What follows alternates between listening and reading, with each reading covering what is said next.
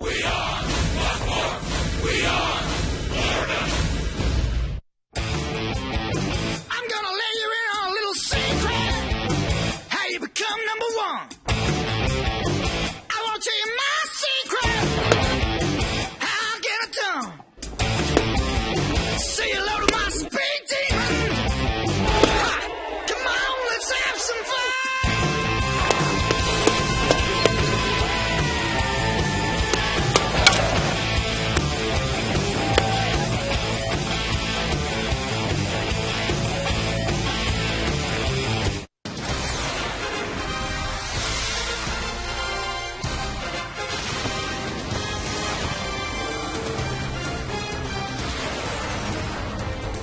Sun Life Stadium tonight.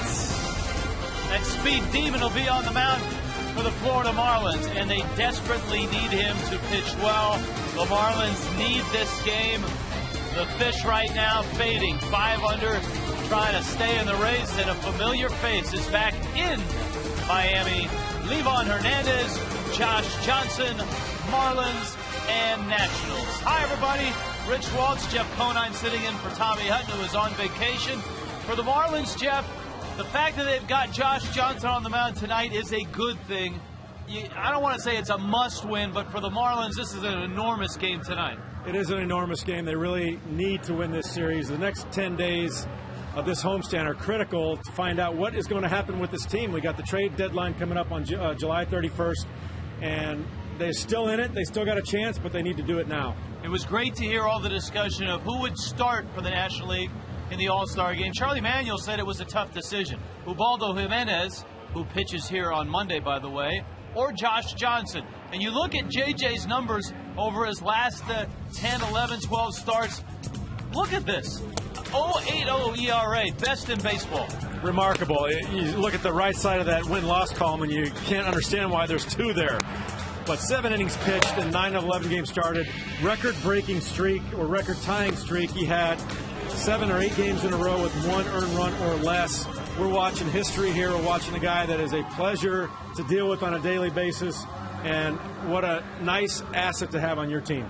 History. You were part of history in 97. And in 97, no one was bigger or better than Livan Hernandez, and he is still in baseball. He is still getting people out, but he's getting people out with different stuff now, isn't he? Much different stuff. When, as a young teenager coming up from Cuba in 1997, he came in with a low to mid-90s fastball, great breaking ball, and over the years he's really evolved into the right-handed Jamie Moyer of the National League. Picking on the corners, frustrating hitters with cutters, little sinkers, really slow curveballs, and he gets outs and he eats up innings. He's about 12 years younger than Moyer, but you get the idea. As far as we know. There you have it. That's the menu for tonight. You've got Josh Johnson, you've got Livan Hernandez, and the Marlins need to win this ball game. And when we get back, Frank Fort will have a chat with Chris Coghlan. Coughlin's return to form as the Marlins and the Nationals get set to go in Game 2 of the series on a Saturday night, Sun Life Stadium.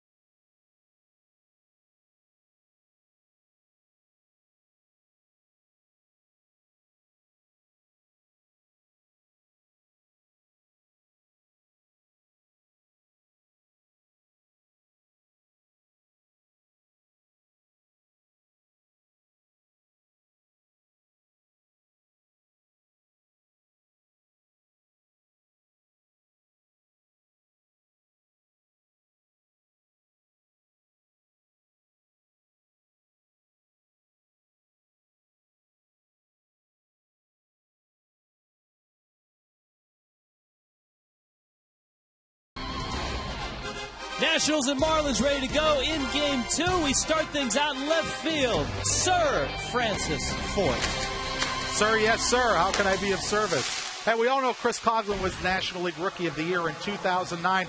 Really turned it on after the All-Star break. Finished as the 6th leading hitter in the NL with a .321 average. In this, his first full season, it's been wildly erratic. A slow April, really picked it up in May. Outstanding June, got his average up into the 280s. And now in July is slumping again. Overall, he's down to 265. Chris's peaks and valleys have mirrored the team performance, and as usual, he was honest in his assessment.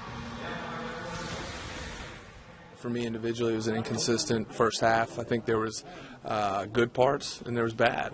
There wasn't as much of an even keel. I think it was a lot more plateau, like you said, and I'm a lot more consistent of a player than what I showed. And I think, like I've said since the beginning, I think at the end of the year, if I'm able to stay healthy, that everything will work itself out, and the numbers will all be there. I think that for me, I can speak for myself. That's the most frustrating part as our team is that we haven't played to the abilities that we can play, and we haven't been consistent. Exactly like how I just said how my year is kind of like how the team has been. We've won 3, then we lose a couple, then we'd win 4, and then lose 1, and then we'd lose 4 in a row. And that's frustrating when you can't put it together and put a streak together. And, I think that also gives you encouragement to know that you hadn't done that the whole first half, and it's inevitable that's going to happen. So, I think we can just concentrate on that for the second half. Well, the Marlins hope that winning streak is indeed inevitable. They're going to have to start it sometime, and none better than tonight against the Nationals with Josh Johnson on the mound going against Livan Hernandez. And Chris Coughlin, hopefully another big second half will be in line for him as well, as he did in 2009 when he went on to win National League Rookie of the Year honors. Livan's back in town. Josh is ready to go. So are Rich Waltz and Jeff Conine with all the action next here on Fox Sports Florida.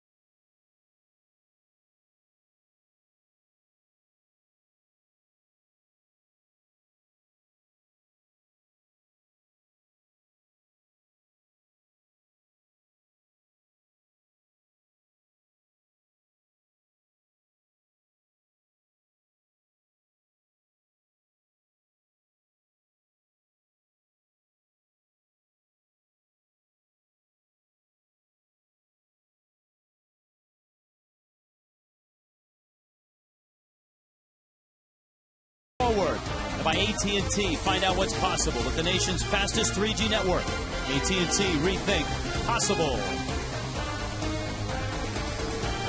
Come on inside. Nationals and Marlins. Last night, the Marlins got Strasburg 4-0. The Nationals shut out the Fish. Tonight, Josh Johnson goes to work on this Nationals lineup. They lead it off with speedy Niger Morgan. Roger Bernardina is starting to emerge as a nice player for Washington. Ryan Zimmerman always hurts the fish. Adam Dunn at first. The hammer came down hard on the Marlins last night, a 3-run double. Ivan Rodriguez, the Hall of Famer, will be behind the plate. Adam Kennedy gets a start at second base. Ian Desmond, the young shortstop, and Levon can swing the bat in the 9th spot. And this is a Josh Johnson start, so everybody buckle up. Buckle up and get ready for the ride. JJ going to face Nyjer Morgan, Roger Bernardina, and Ryan Zimmerman. Josh in his career, and this is his 95th career start, has never lost to the Nationals. He is 6-0 with a 3.55 ERA, 5-0 in the last 2.5 seasons. And he splits the plate with a fastball. Paul Nauert calling balls and strikes. You know, last night we got to talk about the potential and the hype surrounding Strasburg, and tonight we get to talk about the established stud of the Marlins, Josh Johnson, who, ironically enough, the last time he gave up more than 2 earned runs was against these Washington Nationals, May 8th. He gave up 3 earned runs. Since then, has not allowed more than 2 earned runs at any start in the last 11 starts. And since then, his ERA 0.80. Is that good? It is. JJ misses inside, but the issue for the Marlins with JJ on the mound at times has been run support. He hasn't had a lot of it. His last 5 starts, the Marlins have scored a total of 9 runs. And that's why you see a guy like Ubaldo Jimenez with a record of 15-1 and JJ with a record of 9-3. The bullpen has blown 4 of his leads, including that start on the 8th. He actually left that game with a 4-3 lead. 2-2 coming. Morgan slices that one foul. Morgan had a big hit last night against Ricky Nolasco. I think everybody focuses on the backup breaking ball that Nolasco threw to Josh Willingham. But remember, Morgan and Christian Guzman led off that inning with base hits. And you see why. Morgan here, he's in the protection mode with 2 strikes. And Josh, his ability to put the ball on the black part of the plate causes hitters like Morgan just to have a defensive swing, try to put the ball in play. Breaking ball, chopper up the middle into center field. Nyjer Morgan opens with a base hit.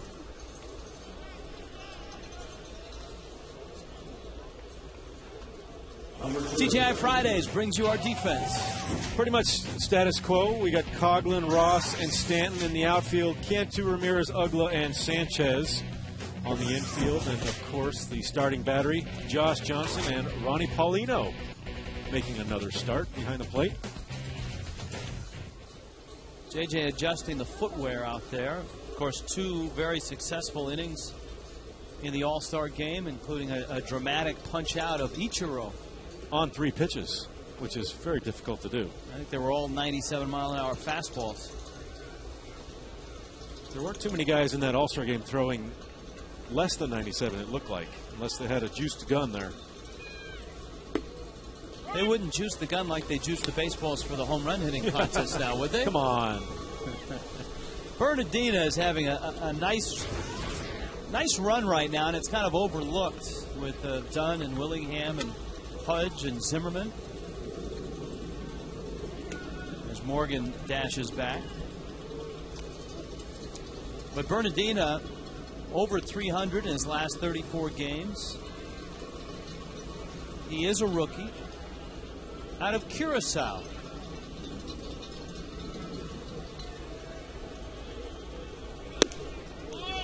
Curaçao's most famous player, of course, Andrew Jones. And many from Curacao played on the Netherlands team in the World Baseball Classic, but not any of the real big names. Randall Simon was the best that the island could do. Randall Simon.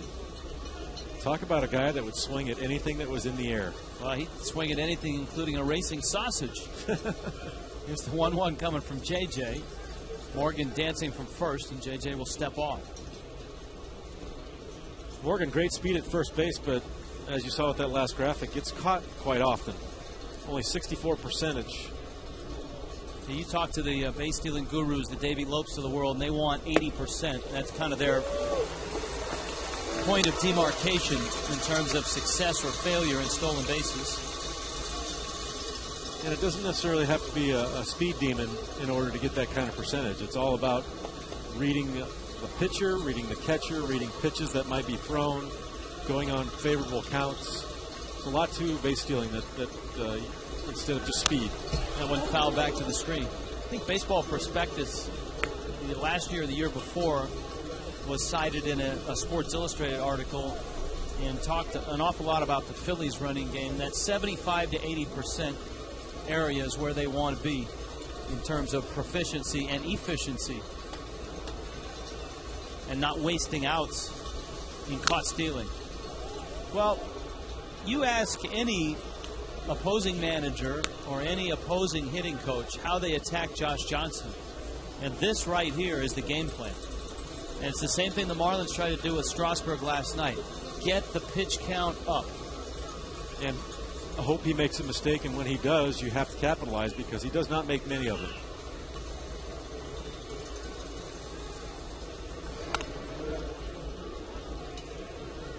Already 13 pitches, and this is only hitter number 2. You got Zimmerman and Dunn waiting.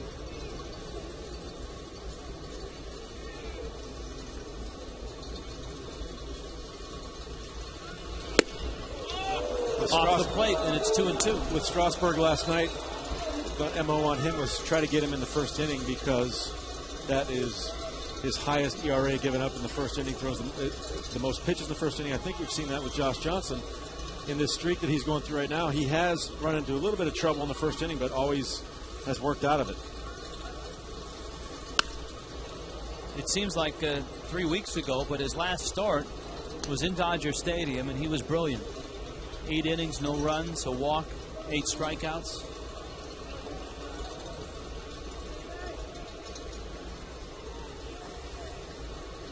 Morgan is still at first. Bernardino waiting on another 2-2. And he breaks his bat, bloops it into right field. Stanton charges in. And the Nationals are set up with runners first and second against JJ, who's already thrown 16 pitches here in the first inning. This is a really effective pitch to a left-hander. He likes to come inside either with a cutter or a sinker, a backdoor sinker. Nothing you can do about that. He breaks his bat. If he hits that on the barrel, it's probably a fly ball out to Mike Stanton. But those nice breakaway maple bats, you know, they get you some hits every once in a while also. So it's Zimmerman who has the most at-bats against Johnson. Of course, Zimmerman, the face of the franchise, so he and JJ have matched up a few times. 5 for 23 against Josh. And capable of hitting the ball out anywhere. Dead center, right center, left center. It's been fun to watch him finally with a supporting cast around him. Zimmerman last year, 106 runs driven in, 33 homers, had a 30-game hit streak.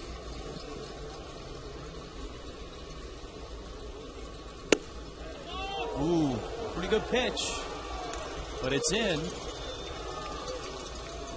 Yeah, you knew right from the get-go. As we see this pitch, it's that sinker in just a little bit off the plate. Great purpose pitch, though. You get hitters looking in at a fastball at 97 like that, kind of opens up the outside part of the plate for you. Boy, same spot. Here's a look on Fox Tracks. Show you where these pitches are. And they are in. Remember, the angle of the camera towards left center doesn't give you a true look on that inside corner. And we'll see how Paul Nauert's strike zone is the rest of the night. The most true thing you look at when you're seeing a pitch come in is the catcher. When he actually has to move his glove back, he's moving his glove back to the corner of the plate, trying to give that ump an extra long look. Maybe he didn't see it right when it was coming by the plate. He wants to see where that glove ends up. So you'll see a lot of catchers, when they move their glove like that, you know it's off the plate a little bit, and he's trying to bring it back in the strike zone. Well, Ronnie's set up right down the heart. And that's where JJ put it. Well, We count 2-2. Zimmerman this year, 16 homers, 48 driven in. He was in the final vote for the All-Star game and finished second. I believe to Cincinnati's Joey Votto, correct? Joey Votto should have been on the team in the first place. Wow, what a tremendous year he's having in Cincinnati. You lead any league in slugging percentage, you belong on the All-Star team. Breaking ball, Zimmerman got into it, hits it to deep center. Ross is back there. Everybody's tagging up. Cody makes the catch, and his throw is into second, and that freezes Bernardina, but Morgan is now at third. So Zimmerman puts Adam Dunn in a nice position. Was talking with Josh Willingham today about the whole All-Star process. And Hammer is a guy that has had numbers that warrant consideration, but he said, you know, if Adam Dunn didn't make it, and Dunn, who climbs in at 22 homers, 59 driven in, is 4 for 21 in his career against JJ with 1 home run. I was talking to Adam Dunn in batting practice today, and you know, obviously the home run and RBI numbers are always there. He's going, I think, 6 straight seasons now with at least 40 homers and 100 RBIs and 100 walks. And I'm like, what's up with the average? He is normally in the low 250s, 230s one year, and he's like, you know what? I stopped trying to hit home runs. He told me to stop trying to hit home runs. Now he's getting more base hits, especially when they have the shift on him. He said, I'm just trying to put the ball on the other side of the field, and he said he's picked up 10 or 15 hits that way, just going to left field on the ground. Here's the shift, and of course this is not the full Adam Dunn treatment with the double play in order and runners at the corners.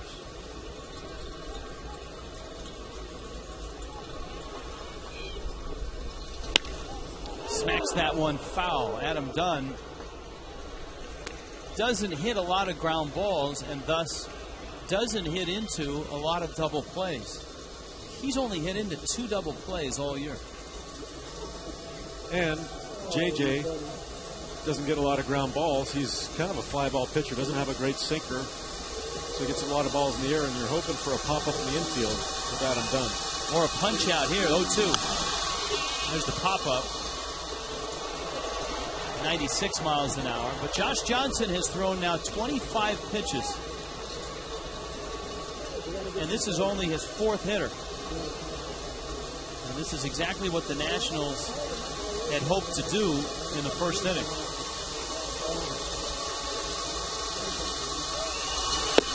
There's the punch out. Another thing Adam does pretty well is strike out. Take a look at how Josh Johnson works Adam Dunn in this at bat. Fastball up, really tough to get up to that 97. That was actually a pretty good pitch for Dunn to hit. Another one up in the zone, and a great slider. Now it's Willingham. The Hammer hurting the Marlins last night. His double came in the 6th inning with the bases loaded and 1 out. And it was ironic because it was very reminiscent of the hit that Matt Trainer had, another former Marlin. Trainer had the pinch hit 3-run triple in a come-from-behind win by Texas when the Rangers were in. This was last night. This is a pitch that I know Ricky wishes he had back. It's kind of a nothing breaking ball that didn't break. It struck him out earlier in the night with 2 really nasty breaking balls in the outside corner. That thing just kind of spun right in the middle of the plate, and Josh Willingham did a great job standing inside that ball and driving it for a triple. Or was it a double? It was a double. But he ended up at third on the throw. And he drove in 3. He scored on the sacrifice fly by Pudge. Niger Morgan, Roger Bernardina. They opened with long at-bats and base hits. A fly ball out from Zimmerman. A strikeout by Dunn. And JJ has 1-1 on Willingham. And he just pumps a fastball by him. Of course, Willingham not only with the game-winning hit last night, but since last year, Willingham has had a couple of game winners against the Fish. Look at Brian McCann and Chase Uttler.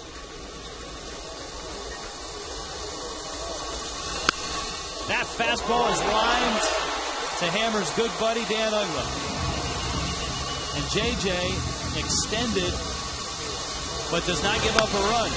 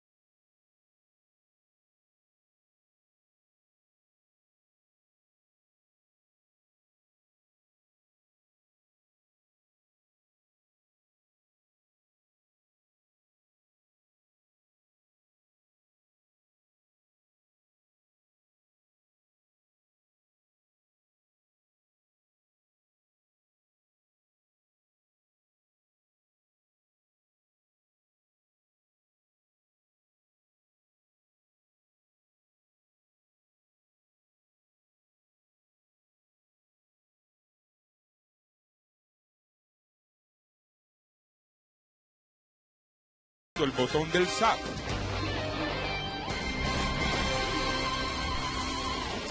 Here come the Marlins. Their lineup similar to last night in that Chris Coughlin's leading it off. Gabby Sanchez at first. Hanley in the 3 spot has done quite nicely against Levon Hernandez. Uggla hits cleanup. Cantu hits 5th. Cody's out in center. Mike Stanton in right. Ronnie Paulino showed a little spark of life with his bat last night. JJ hits 9th. Levon Hernandez. His record could be better. You see the ERA at 3.37, but he is just 6-5. Coughlin stands in. Strike 1 from the 35-year-old Levon Hernandez. You almost have to have a slow-pitch softball approach to Levon Hernandez at this point in his career. He's going to throw low 80s fastballs, 81, 82. He's going to sink it like you saw there. He's going to cut it. Extremely slow curveball that is probably in the low 70s. It's almost, you want to swing at it so bad because it looks so good, but it drops right before it gets to the plate. And one of the questions is, will Paul Nauert give him that part of the plate on that call? Because if he extends the plate to Levon Hernandez, Levon will try to extend it even more. Absolutely. 1-2 coming.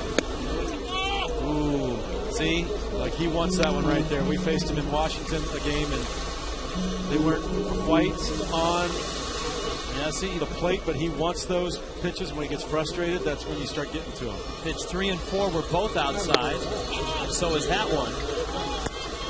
And, of course, on this mound, in this stadium, in one of the biggest strike zones in postseason history, Levon Hernandez beat the Atlanta Braves in the National League Championship Series.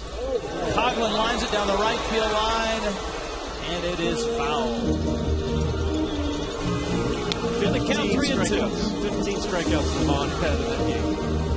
And that was famous. Eric Gregg was the home plate umpire. It was Game 5. You see his career numbers here. Spent 4 years as a Marlin. Coughlin drives that one to center field. Morgan is back. And he makes a knee-high catch. All right, let's meet the Nationals defensively, brought to you by TGI Fridays. Our killer Willingham in left, Morgan in center, Bernardina in right, Zimmerman, Desmond, Kennedy, and Adam Dunn, the big horse, over at first. Livan Hernandez and Pudge Rodriguez make up the battery. It's amazing. You've got the battery of two guys who were postseason heroes for the Marlins. Livan in '97, Pudge in 2003. And here is Gabby, who of course grew up here in Miami, watching both those guys. Hammer comes in, makes the catch, and Livan Hernandez, in just 8 pitches, has 2 outs. Josh Johnson threw a total of 30 pitches, and the first 2 hitters that he faced saw 8 apiece. You hope that Josh gets back on his game and pulls a Strasburg from last night, who threw 34 pitches in the first inning and ended up going 6 solid. Yeah, 6 shutout. With 99 pitches. And of course, the first 2 hitters for the Nationals had base hits.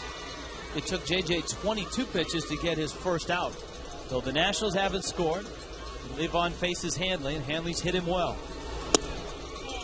You look at Gabby Sanchez's first pitch swinging. Livan came off the mound, Jeff, like he was hurt. He kind of limped off the rubber, and he climbs back up. But there's a little bit of a scare in the Nationals dugout.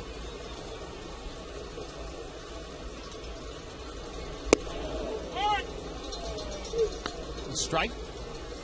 You wonder if that was being hurt, or he wanted that called a strike, that first pitch. He's been known to show some emotion out there on the mound when he doesn't get a call that he thinks goes against him.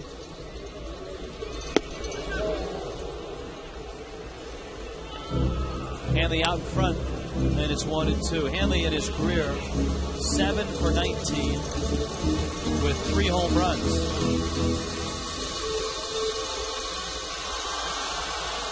We'll see how patient the Marlins hitters can be tonight against Livan, because when he's on and he's eating those corners up, you really, really have to make him get a ball over the middle of the plate. Got it up, and Hanley fouled it back. Now the Marlins did face him back in May, back in D.C., and Hanley went opposite field on him.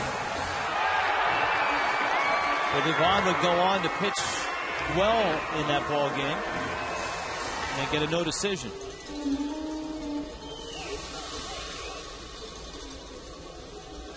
One-two coming. Big, slow breaking ball, and down goes Hanley. 1, 2, 3 go the Fish. We're underway and scoreless tonight in South Florida.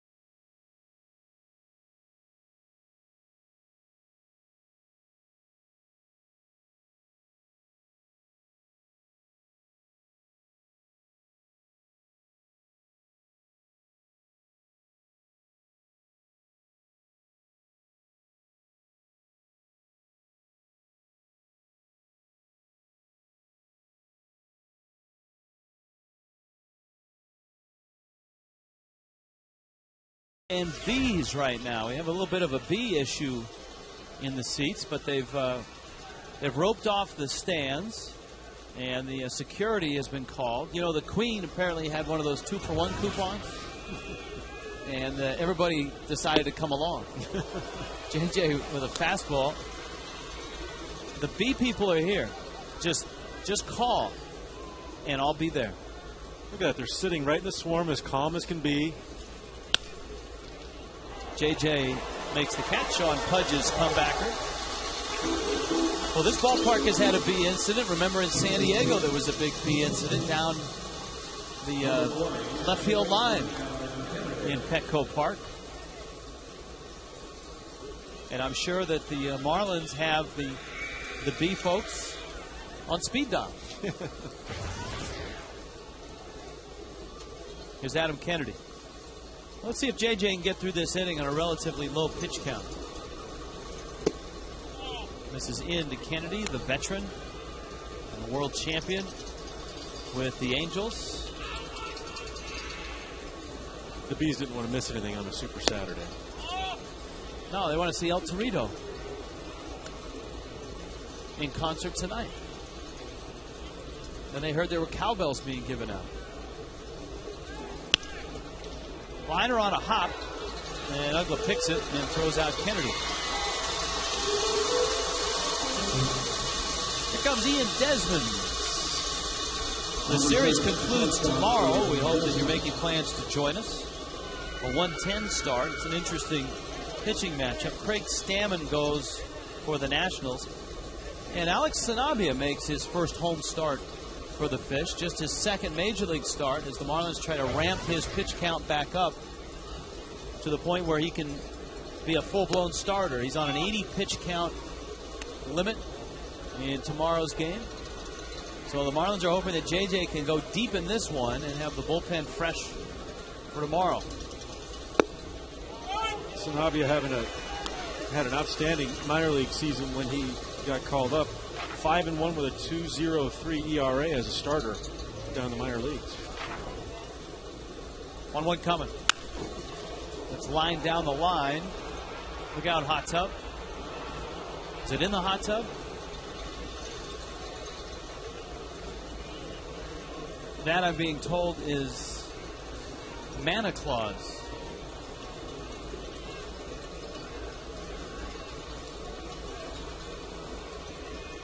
Here's the 1-2. Need I say more? Josh Johnson with a 96-mile-an-hour heater on the inside black. And that was a 9-pitch inning. Just what JJ needed.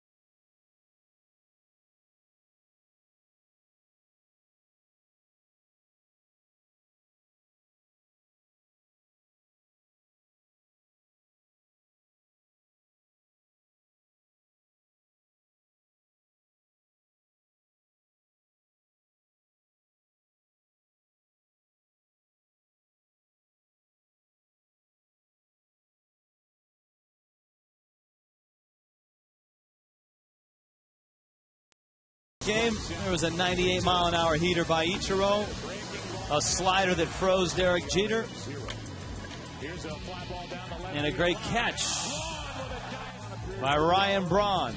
And Josh Johnson with 2 scoreless innings, saw it off Vladdy.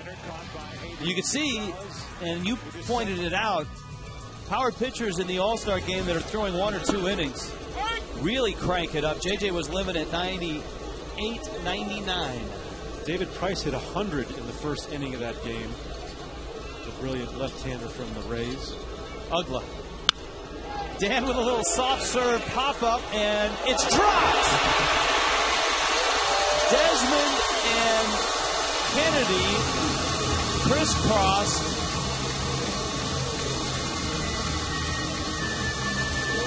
And Ugla is aboard. Ugla's kind of hitting it like he threw it.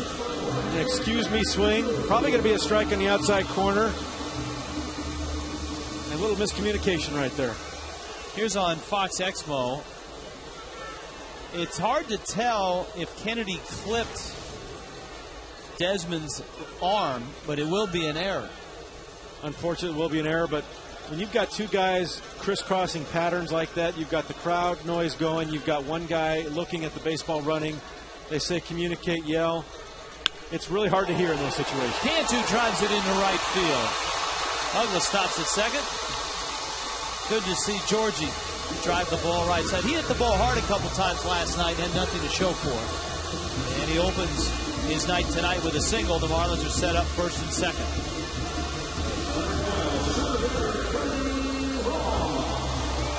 Well, cowbells are special to Cody Ross. He grew up with his father in New Mexico. His father was a cowboy. Cody wanted to be a rodeo clown at one point when he was a youngster. And, of course, had one of the more dramatic home runs in his career on Cowbell Night a couple years ago against the Reds. A walk-off shot. I think we need Christopher Walken up on the big board here, right? From Saturday Night Live fame. Give me more cowbell. Ross, you don't see this very often. Cody runs up the bunt.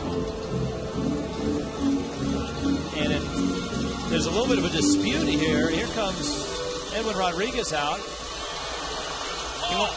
He wants to know if it was called or if Ross attempted. And I think that's what Cody was asking as well. He thought the pitch was a ball, and Nart called it a strike.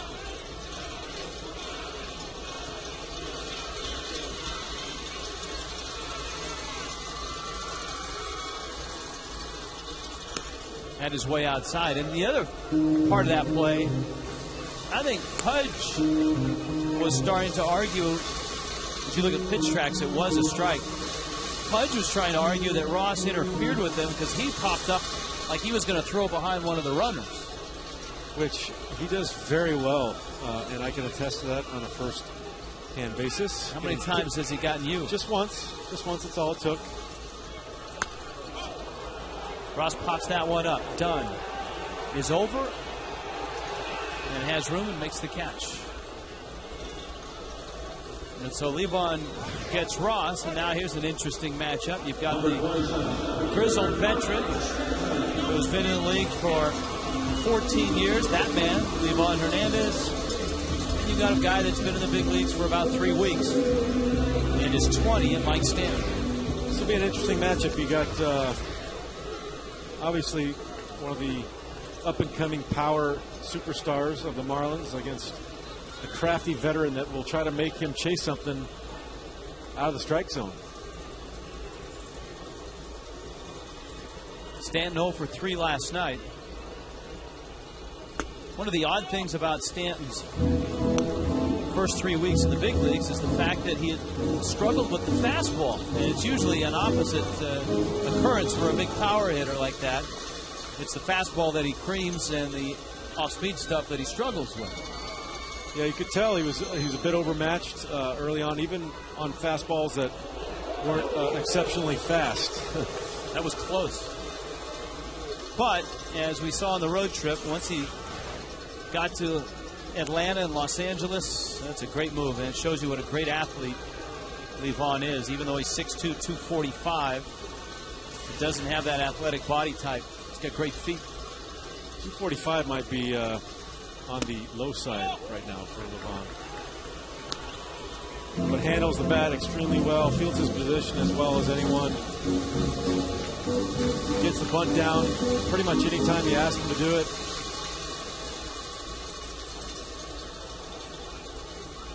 Tough to win a Gold Glove in the National League when Greg Maddux won so many. outside corner. Hernandez, a very quality defensive player, always seems to help himself out with a play on a bunt or a comebacker. It's something that I think people don't realize is just the little outs that pitchers get or can get because they're good athletes on the mound when they field their position. You see so many times when a pitcher is adept at throwing 90 miles an hour into the strike zone, but when it comes to just throwing a strike to first base, they make a lot of errors.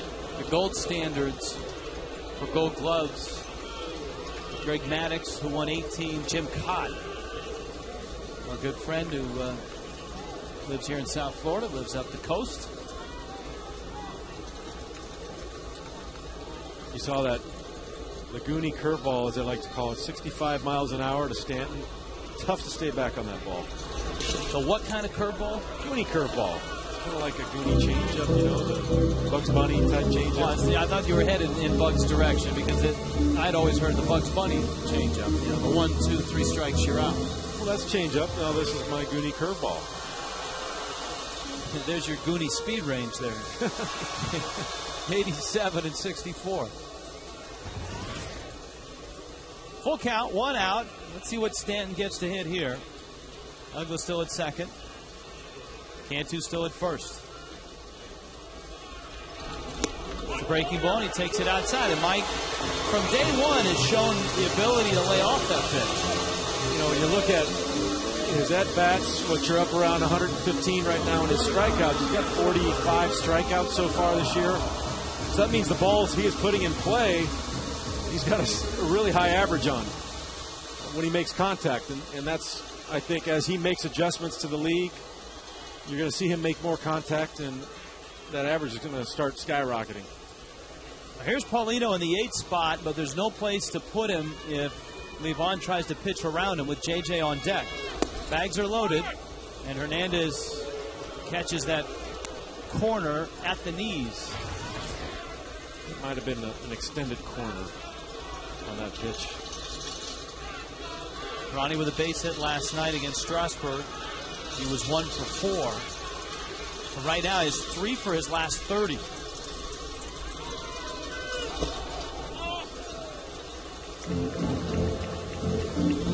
It's almost automatic that if Levon gets a call on either corner, the next pitch is going to be even further off that corner. A la the Atlanta Braves pitching staffs of the 90s. Paulino, soft line drive into center field. That's a base hit. Great jump by Cantu, and he's going to score. A gamble by Cantu. With 1 out, if that ball's caught, it's an inning-ending double play because Jorge was running after it left the bat. You see here, it's a great read. He's gone, he takes off. It's a chance you take. It's a great base running by Cantu. Especially when you've got a Marlins lineup that's struggling to score runs. You need a spark. You need someone to take a chance like that. And I thought that was a great chance to take this early in a ball game. Here's JJ. Levon right now wandering around behind the mound. He's not pleased.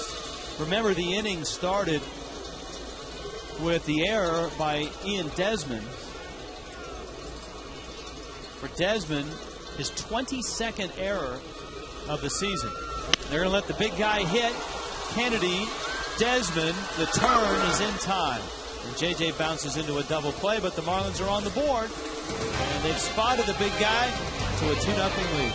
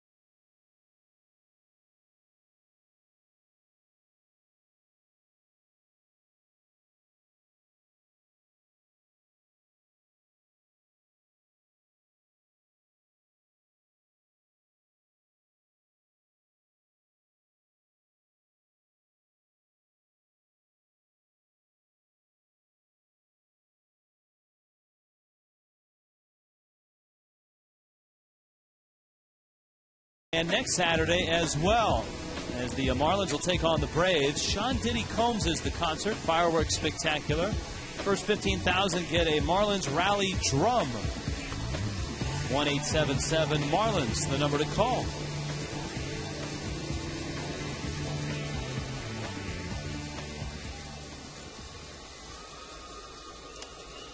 Levon Hernandez, Niger Morgan, Roger Bernardina.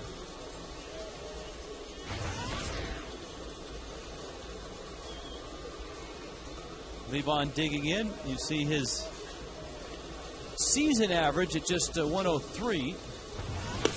But Levon, a guy that throughout the years has helped himself offensively, and a career .223 hitter, 9 home runs, 36 doubles. That's never a good idea. Even though JJ gets the out, you hope there's no damage done. That's a pitching coach and a manager's nightmare. When a ball up the middle, the pitcher reaches out with his bare hand, pitching hand. It's instinct. It's instinct. You want to stop that ball.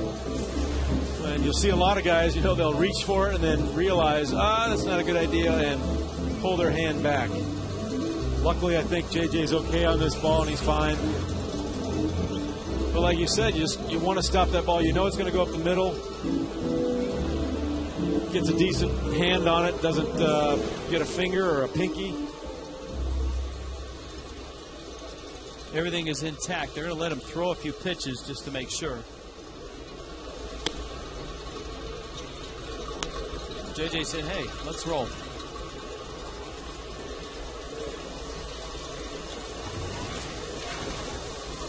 So remember, he had a short pitch inning.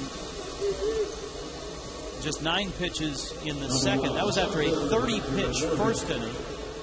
And this is one of the culprits, Niger Morgan, who worked an 8-pitch at-bat, singled. Roger Bernardina, 8-pitch at-bat, singled. The hardest ball hit by the Nationals was the ball that Willingham hit to Uggla to end that inning.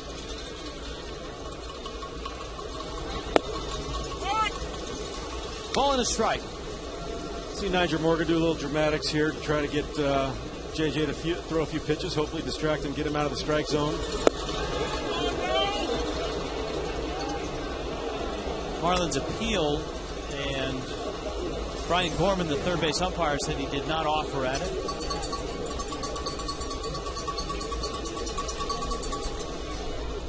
That's close. That is very close.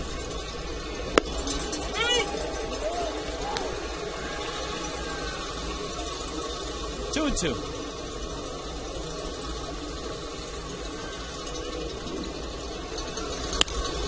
Morgan pulls that one. Gabby bobbles and has enough time to get there before Morgan. You could hear the get over, and that's almost an automatic for a pitcher. Any ball over. That's one thing that JJ, I think, has made big strides in this year. He said that in the offseason, one of the things he changed about his workout routine is that he incorporated a lot of cardio work with fielding drills. Getting over to first, getting off the mound, getting balls out in front of the plate. And he said rather than just do, agility drills, why not work on fielding? That's why JJ is the consummate professional and the guy that you want leading your pitching staff. Just stuff like that. Yeah. Little stuff that, unfortunately, doesn't get it out there, but little stuff that he can talk to the other pitchers about and say, hey, this is what I did. And I know everyone on that pitching staff looks up to JJ, not only because of what he does on the mound, but the way he conducts himself and the way he works. The deflection by JJ meant it was a do-or-die play for Uggla. And it's going to be a base hit because Bernardina has a lot of speed. Yeah, Uggla almost better off maybe trying to backhand or barehand that play and flip it over.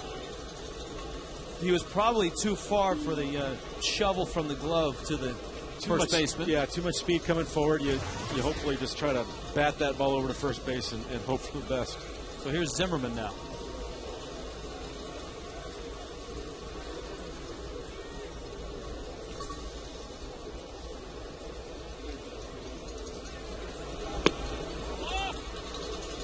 This is down low with a fastball. Zimmerman hit a deep fly ball to center that moved Morgan from second to third. The Nationals had runners at the corners with 1 out. But a strikeout of Dunn and the line out by Willingham. It was a scoreless first. That one's hammered to left. Coughlin over, picks it up. And then Zimmerman has a hit. And the Nationals have 4 hits against Josh Johnson. Now, last night we were talking about statistics and how you measure a starting pitcher's value. We both agreed we like the whip, walks and hits per innings pitched. Here are the leaders right now. Cliff Lee, JJ, Matt Latos, Adam Wainwright, and Trevor Cahill of Oakland. Latos, of course, a local kid from Coconut Creek, was placed on the disabled list today because he apparently injured himself in the rib area, suppressing a sneeze. I've heard that before. Didn't Sammy Sosa have a very famous incident where he tried not to sneeze and blew out an oblique muscle? And so Sammy is off the hook now. It's happened again. The injury that the Padres feel is not that severe, and the fact that the All-Star break means Latos can come off the 15-day disabled list. You can backdate his DL to the last time he pitched. I believe it's July 24th when he's eligible to come off.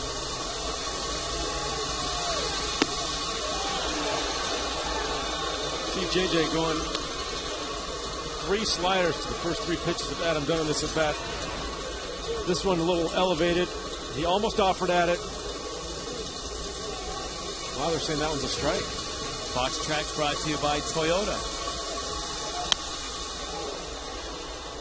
We've talked about Fox Tracks and how it actually works with the 3 cameras that surround the strike zone and diagram it in the computer.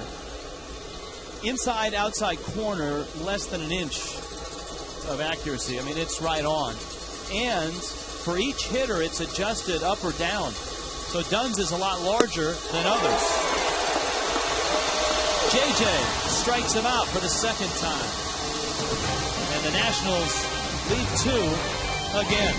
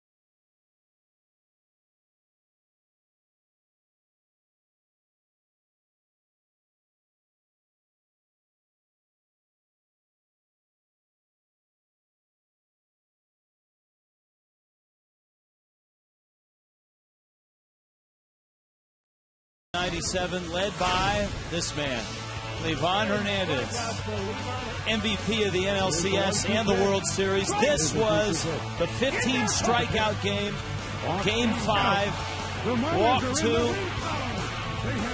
Eric Gregg had an enormous strike zone, but Livan took advantage of it. The thing that I find interesting about that game, Jeff Conine, and you played in that game, you were 1 for 3 in that game. The thing I find interesting about that ball game is Coughlin leads it off. Brave fans rue that day and point to Eric Gregg's big strike zone.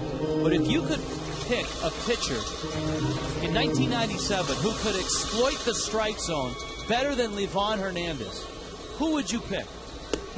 Let's see, maybe Mr. Greg Maddux. Who started that game for the Atlanta Braves? Let me see. Mr. Greg Maddux. Greg Maddux went 7 innings, walked 1, and struck out 9 in that game. And so both teams had a strike zone expander on the mound. In your recollection of that game, was Maddox's zone as big as Livan's? Absolutely. And I was almost straddling the plate because Greg Maddux was almost splitting the left-handed hitter's batter's box for strikes, and I didn't think I could hit it unless I could get right on top of the plate, and Greg Maddux can hit, a dime on a chair if you put it out there. So it was interesting when you looked at or listened to the post-game press conferences, they started asking both pitchers about strike zones. Greg Maddux said nothing. He said nothing about the strike zone, how big it was. He just said he thought he called a good game, and he left it at that because, that's his bread and butter. He lived on what the umpire would give him. Coughlin fouls it back. Chris Coughlin lined out his first at bat. And Coughlin came in 5 for 6 against Livan, so he's now 5 for 7. He's had some good swings tonight. And he's in a stretch right now where he can use some good swings. He's 3 for his last 34.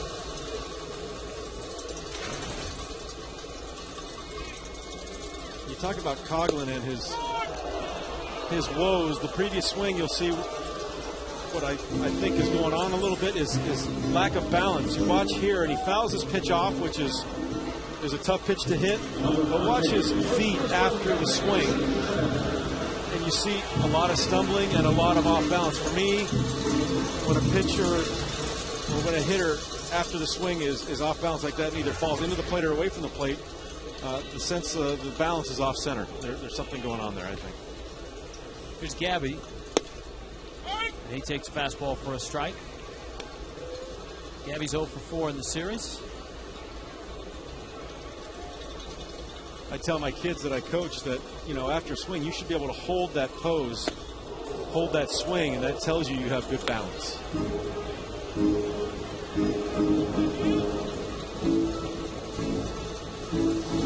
There was that Goonie curveball? It's the Goonie curveball. 0-2. Something that could definitely be in a cartoon. And a 20-plus mile-an-hour difference in that pitch. You're looking at an 86-mile-an-hour fastball that after a 62-mile-an-hour curveball looks mid-90s. And it just never looks like it's going to get to the plate.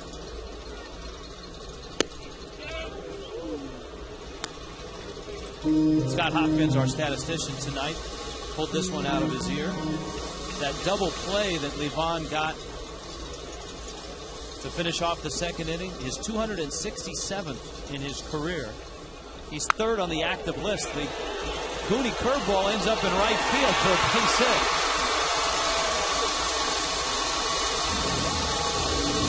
And as you pointed out with Ugla, he hit it like he threw it. It's so hard to stay back, and Sanchez gets way out on the front foot right here. He thinks he's waiting long enough. You throw the hands, and it's too late, but he gets it off the end of the bat. And hits the green stuff out there, which is a good thing as a hitter. And here is Hanley. So, I put this to you. There are only 2 other active pitchers who have more double play ground balls than Livan Hernandez. They're both left-handed. I know we're not into the AT trivia window yet, but I figured I'd lob that one at you. Here's Hanley, and he takes outside. Career-inducing double plays. I'm going to say probably Jamie Moyer's got to be one of them, just yes, because he's been pitching for 50 years. Yes.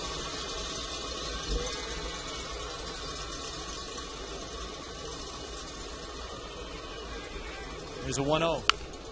Hanley off the end of the bat. This is going to be a tough play. Kennedy makes a nice bare hand pick and scoop.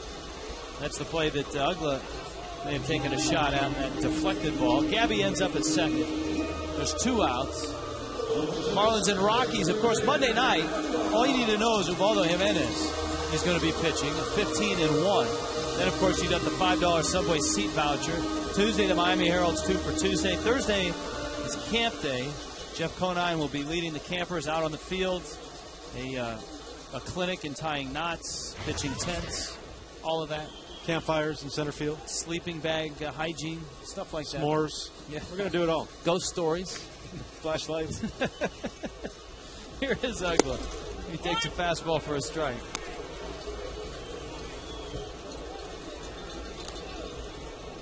Well, the other left-hander pitches in a brand new stadium in the American League East.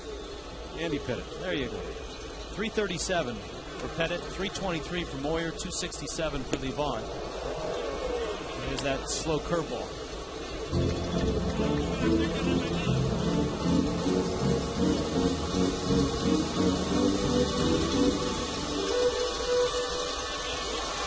I like the fact that Levon doesn't cover his mouth like a lot of pitchers do. Now, of course, you would need a Spanish lip reader at that point, and as legend has it, the guy that started that was Greg Maddux. Started the covering of the mouth while he talked to his catcher? That's what the legend is that catcher went out there for a visit. Maddux talked about what pitch he was going to throw. The guy hammered one. And Maddux got back to the dugout and wondered if the guy read his lips. And from that point on, now I asked Maddux a couple of years ago if that was true, and he kind of slyly looked at me and said, nah, no. That means it's true. Yeah, I think so. Levon almost pulled a muscle walking off the mound there because he thought that was strike 3 on Dan Ugla. Ugla, a one hopper out to Kennedy at second. And the inning ends with Gabby out at second.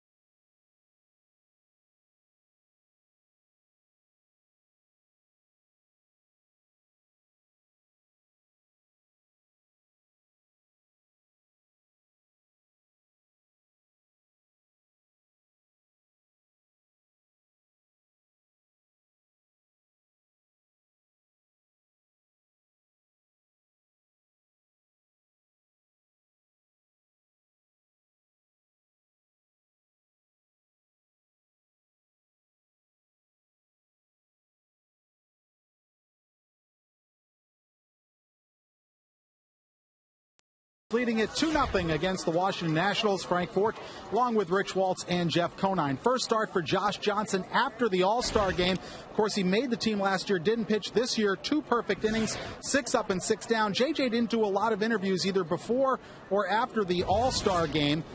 Most of the attention was focused on Ubaldo Jimenez, Roy Halladay, Tim Lincecum, but one of the interviews he did post-game was with the Japanese media. Why did they want to talk to Josh? Well, he struck out Ichiro Suzuki on 3 pitches, and that's only the 3rd time in 28 All-Star at-bats that Ichiro had been struck out, and apparently that's big news in Japan. So JJ got as much, if not more, attention from the Japanese media after the game than he did the U.S. baseball media. Rich and Jeff? Tell you what, though, JJ got a huge write-up on ESPN.com, a great article talking about his childhood and his parents, and how his mom let him go out and play with the older brothers and the bigger kids, and told him after J.J. was frustrated, couldn't hit the fastball, and said, you know what? If you want to play with your older brothers and the big kids on the block, you're going to have to learn to hit that fastball. And it's a great article, and it drew an awful lot of national attention. That was on about 2 days ago. I'm sure you could find it. But it's a good read, that's for sure. It was a good read. She contemplated whether to tell the big boys to slow down the pitches and give them a chance to hit and be part of the game. She decided against it and said, no, he's got to learn. A wicked breaking ball strikes out Josh Willingham.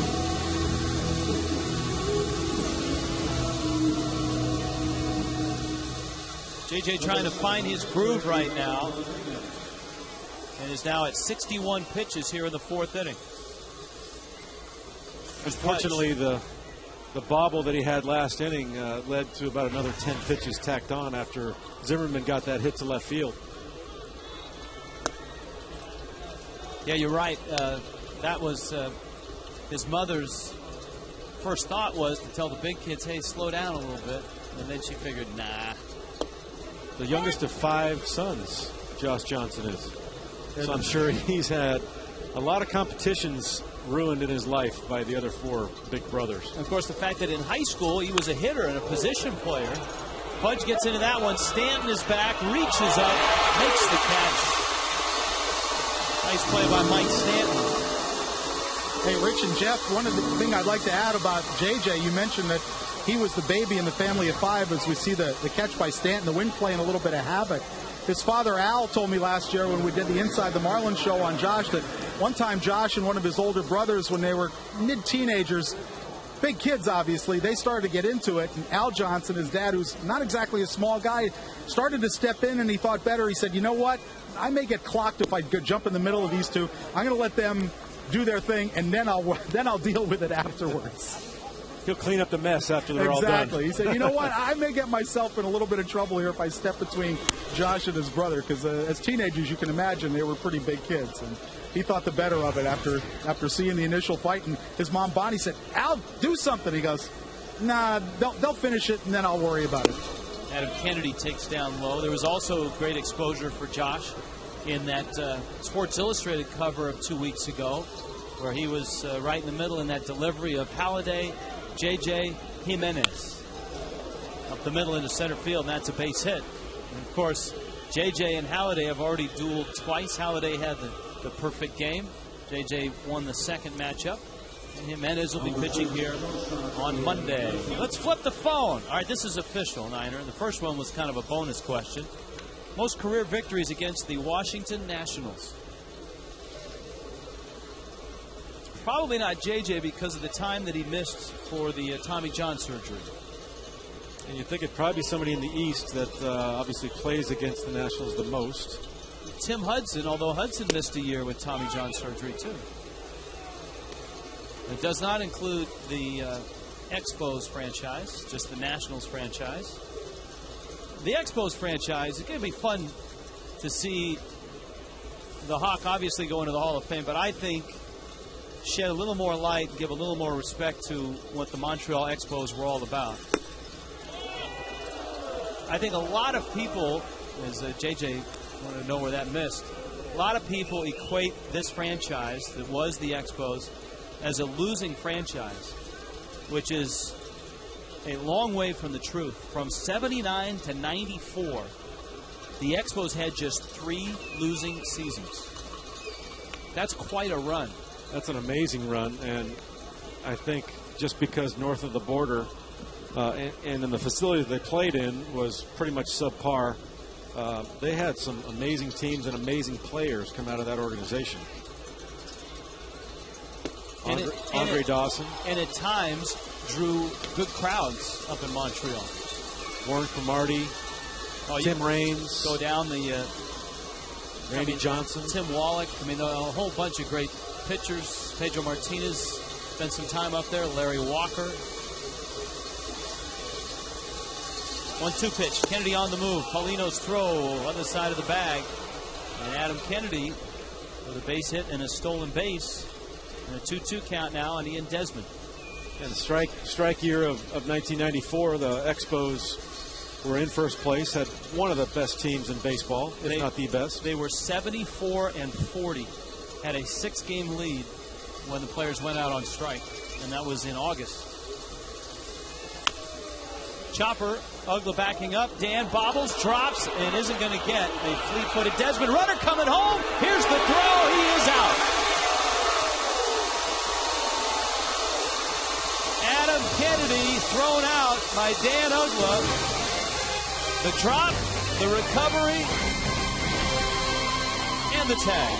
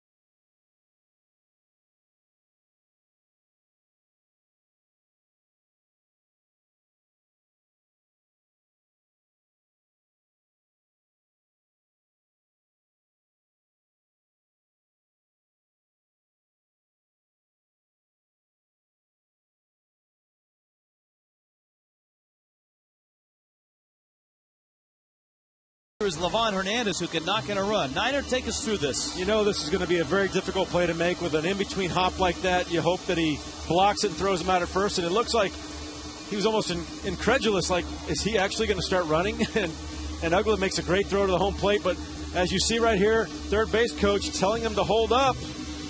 Pat Listash say, no, don't go, and I guarantee you from the last 30 feet there, Adam Kennedy was the loneliest man on the planet because he knew he'd made a huge mistake. Even on Fox Exmo, he never got to the plate. Paulino made sure of that. So it's Cantu, Ross, and Stanton against Levon in the fourth.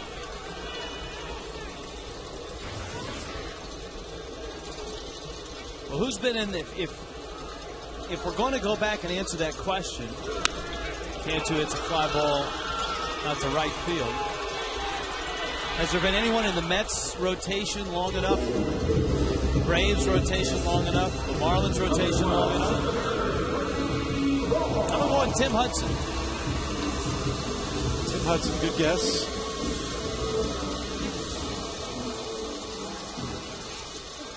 I'm going to say somebody on the Braves.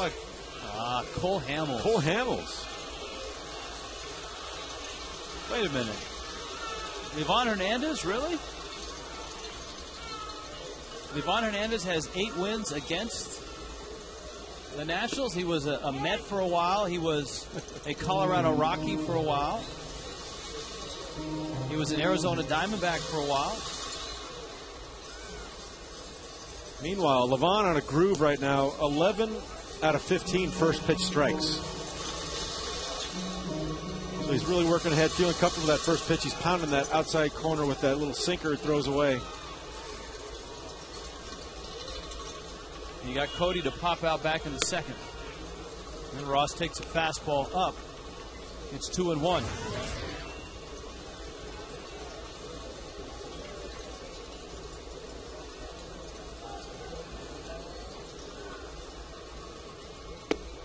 I find it amazing that Levon has 8 starts against the Nationals because he was with the Mets for half a season.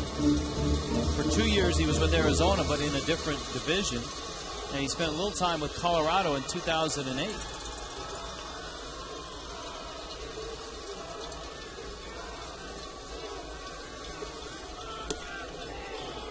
he goes up with a fastball and strikes out Cody Ross.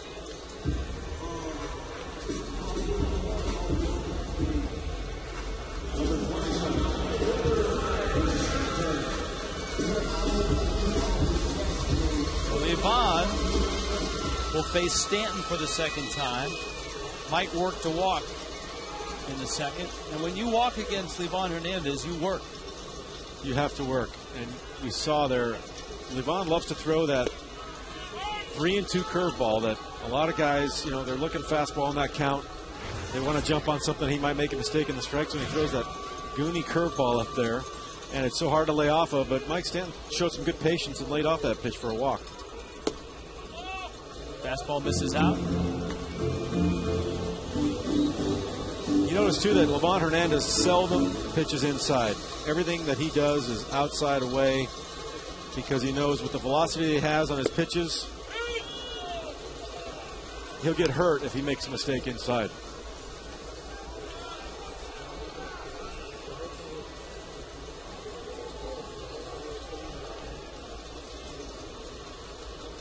Here's his 1-2.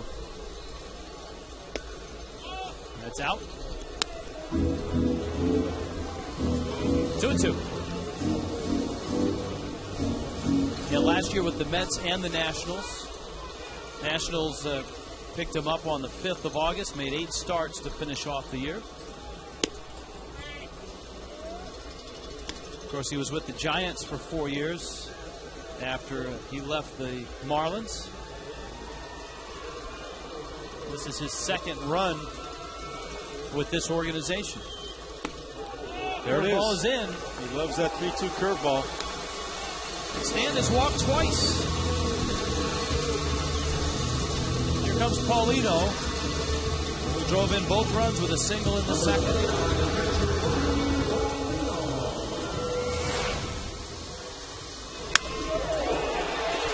Once again, hit it like he threw it.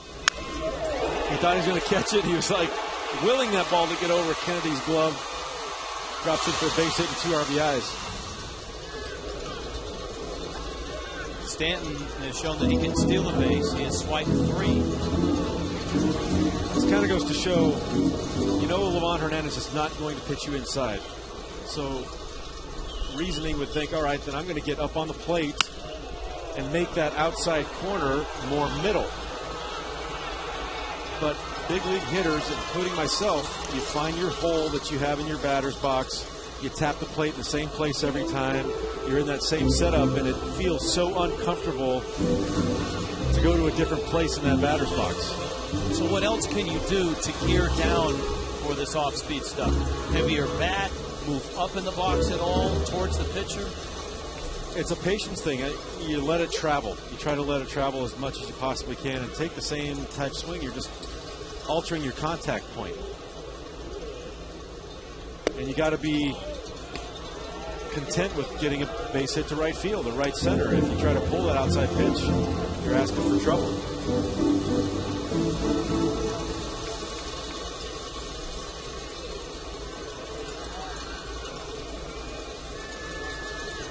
Ball and a strike.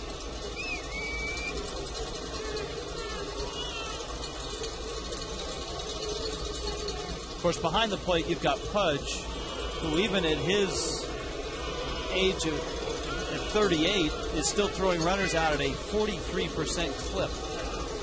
It's remarkable. It's remarkable that he's been as healthy as he has this whole career. Probably a testament to his workouts and the way he takes care of his body. Oftentimes you'll see him throw the ball back to the pitcher harder than it actually came in. No arm problems as far as I know over the years.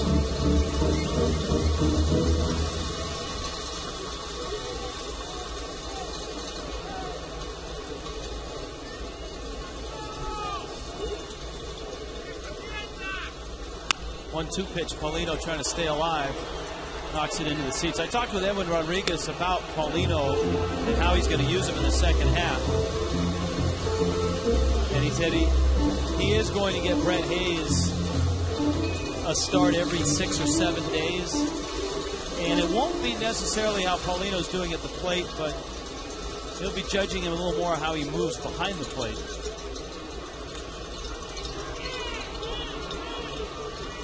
catching position is one of those positions, shortstop, second base, center field, that you will give up a little bit of offense to have excellent defense. It's kind of your quarterback in the field, and you want him to be healthy and moving well. Nigel Morgan surrounds it and makes the catch. Marlins still have just those 2 runs, but the Nationals still scoreless.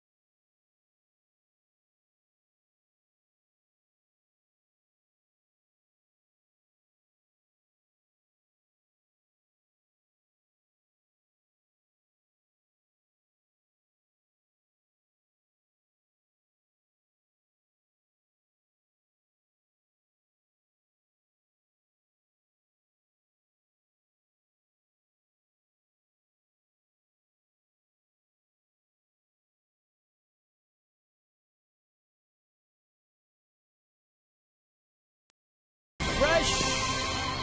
Rich Waltz along with Jeff Conine and Frank Fort. Tommy Hutton taking the weekend off in his mountain hideaway. Will return with a Jeremiah Johnson beard and from his stay up in Colorado on Monday. Does he call that like a chalet or something? Or? It's his hideout.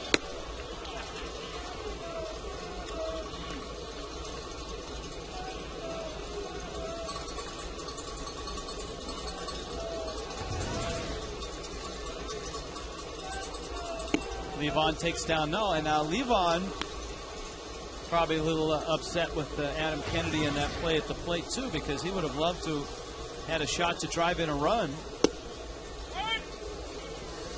Though this year he's not having quite the offensive year that he has in the past.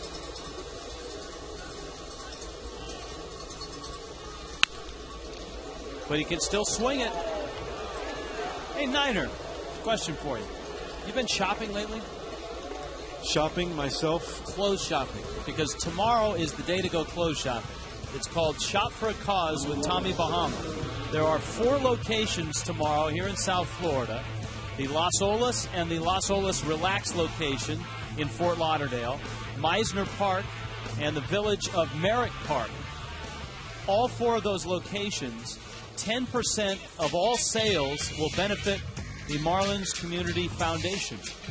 So if you're been eyeing that Tommy Bahama shirt, an outfit, swimsuit, watch, glasses, shoes, whatever you want, head out to those 4 locations here in South Florida, in Boca Raton, down in Coral Gables, or the 2 locations on Las Olas.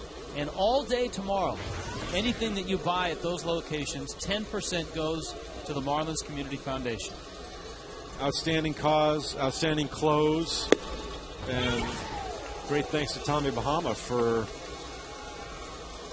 donating a 10% chunk of sales for an entire day at 4 locations. That's very generous. And tomorrow night at the Las Olas location, it's kind of the fantasy auction after party. From 6 to 9, I'll be there. There'll be some Marlin players there, live music. And if you buy something there as well, 10% will go to the Marlins Community Foundation. Niger Morgan not too happy on the third called strike there from Josh Johnson. Made quick work of him.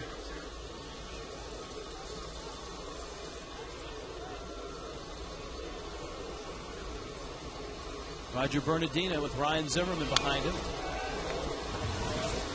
And Pitchers Bernardina that fouls it back. Pitchers that live on the corners, like, you know, we mentioned the guys from Atlanta in the 90s. It's almost like they can throw the Jedi mind trick on umpires. If you live on that corner long enough during the game and don't show them up by begging for a call, you're going to start getting those calls later in the game. And I think Josh Johnson is a perfect example of that. He's so good at spotting his fastball in and out that eventually I think he gets a little bit more as the game goes on.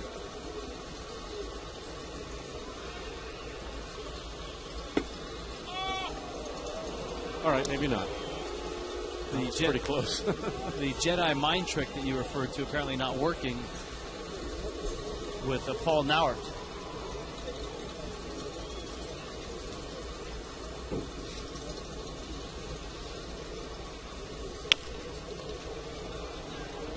Gabby thought about it and then runs into Josh, and everybody is safe. Well, you had Josh hustling over in case he was needed. Gabby spun, and I suspect he saw Levon in the path where he wanted to throw.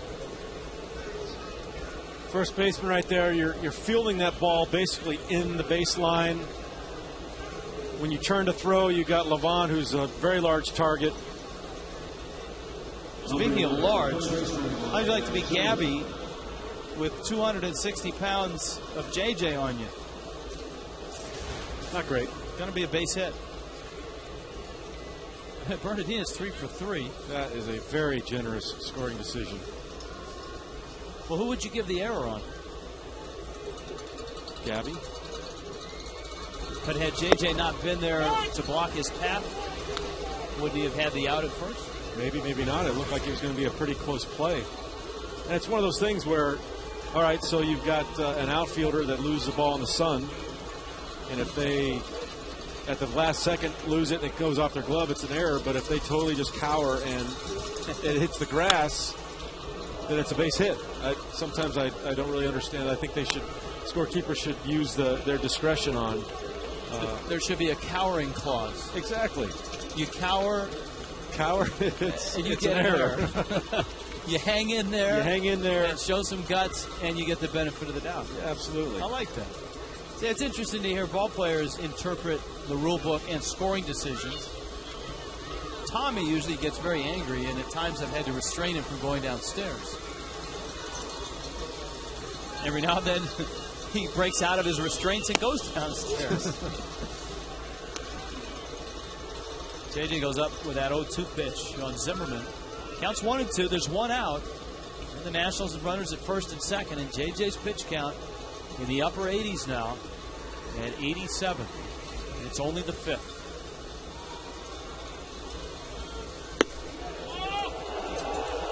You saw, as you pointed out, Paulino snap the glove back trying to frame the corner. This ball's well off the outside corner, but he wants to give that umpire an extra look out there, and hopefully he'll get the benefit of the doubt. But that's usually when you look and see that the catcher pulling that ball back in the zone. 2-2. There was actually a point of emphasis for umpires 4 or 5 years ago to disregard catchers' gloves.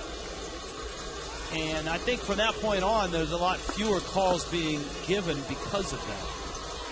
Well, and when you look at it, that ball is crossing the plate well before it gets to the catcher's glove. So it should be irrelevant what the catcher's glove does after he's caught the ball.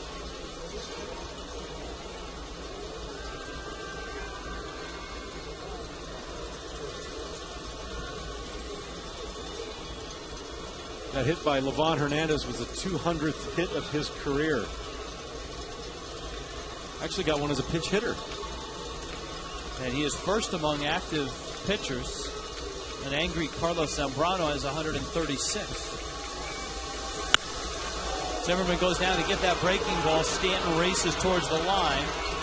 It's Levon who's at second. He's tagging, and Stanton follows him up with a throw that chases him back. Good heads-up play by Mike Stanton. Let's look forward at the upcoming Marlins schedule, brought to you by Just for Men Hair Color. All right, let's look at Ubaldo Jimenez. 15-1 with a 2.20 ERA. Anibal Sanchez will start that game for the Fish. Just as we look forward to the Marlins games, you can live forward with Just for Men Hair Color. Now done. Twice JJ has struck him out, and both times the Nationals have had runners in scoring position.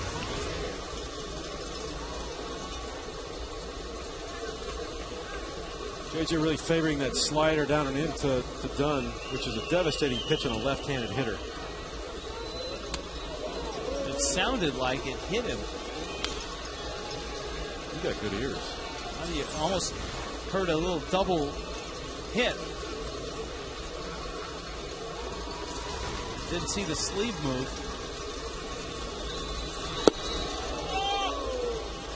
Here's the previous pitch, and let's look at it in X-Mo. Does the sleeve move? Ooh, couldn't see it.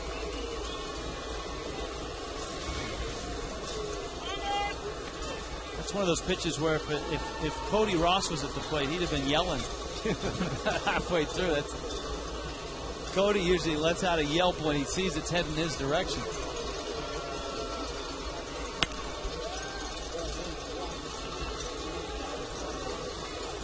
JM Lexus presents our leaders of the game. Most strikeouts. We've told you that Mark Reynolds, who set the Major League record last year, is on pace to break that this year. Justin Upton lead the way, but Dunn is right behind. At JM Lexus, Price made us number one 18 years running. Click jmlexus.com and find out how.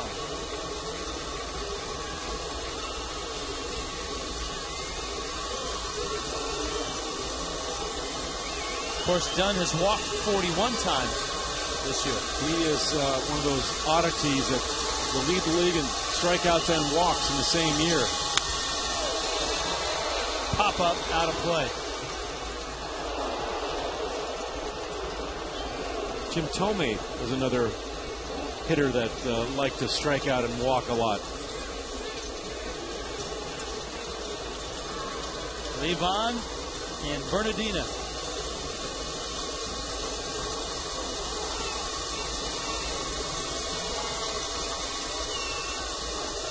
Nationals had stranded 5.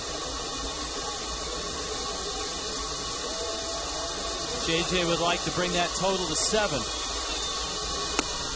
Did he go? He did. Struck him out for the 3rd consecutive time with 2 men on. 2-0.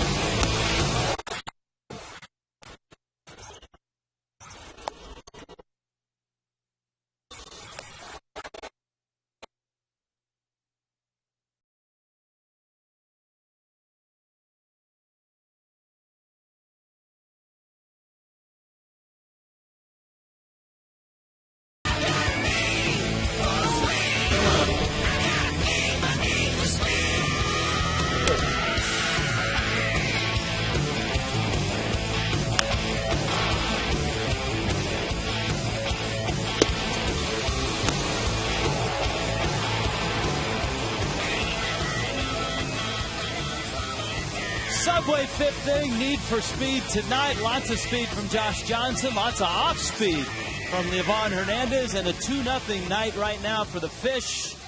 But Livan is keeping the Nationals in this ball game, and the Marlins know that their starter, Josh Johnson, has thrown 96 pitches, so he won't be around a whole lot longer, even though J.J. leads off the bottom of the fifth inning.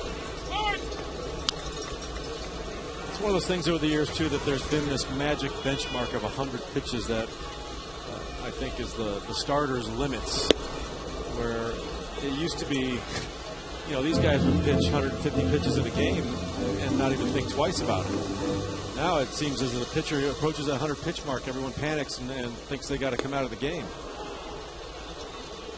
Is that because of the value of pitching, the scarcity of pitching, the plethora of arm injuries, Tommy John surgeries, rotator cuffs, labrums? Well, and there's the opposing thought that because they aren't throwing as much is the reason for all the injuries. Their arms in as good a shape as they used to be. They're not as strong as they used to be, so a lot more injuries occur now. Well, the Nationals certainly are being cautious with Steven Strasburg. There's Coghlan. Chris swings and misses. Steven Strasburg. Our Geico quote: what separates the good ones from the average ones is figuring out on the fly without giving up too many runs. Not having his good stuff last night, but still shutting out the Fish for 6 innings. It just goes to show you the maturity level of Strasburg and how already just coming out of college, he's not that far out of college, being able to adjust on the fly and make those adjustments.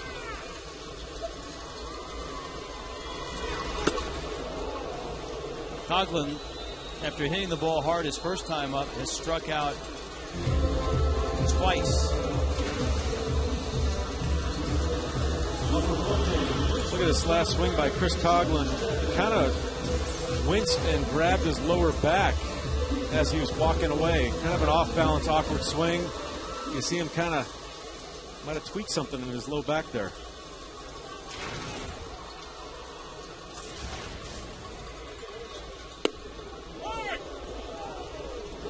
Another first pitch strike by Livan Hernandez, doing an excellent job of working ahead. You always pound into the pitcher's head to work ahead, and that works into a hitter's psyche also. If a hitter's going up there, he's got much more confidence on a 1-0 count, 2-0 count than he does on an 0-1 count. Livan has 5 strikeouts, has walked 2.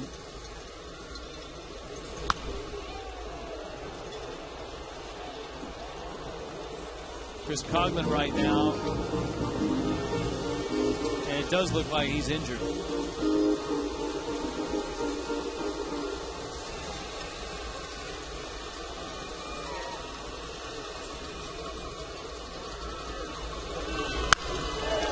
Gabby lines into center field. Morgan is out there, and he makes the catch. Livan's in a groove after giving up the 2 runs in the second. J.J. back to work.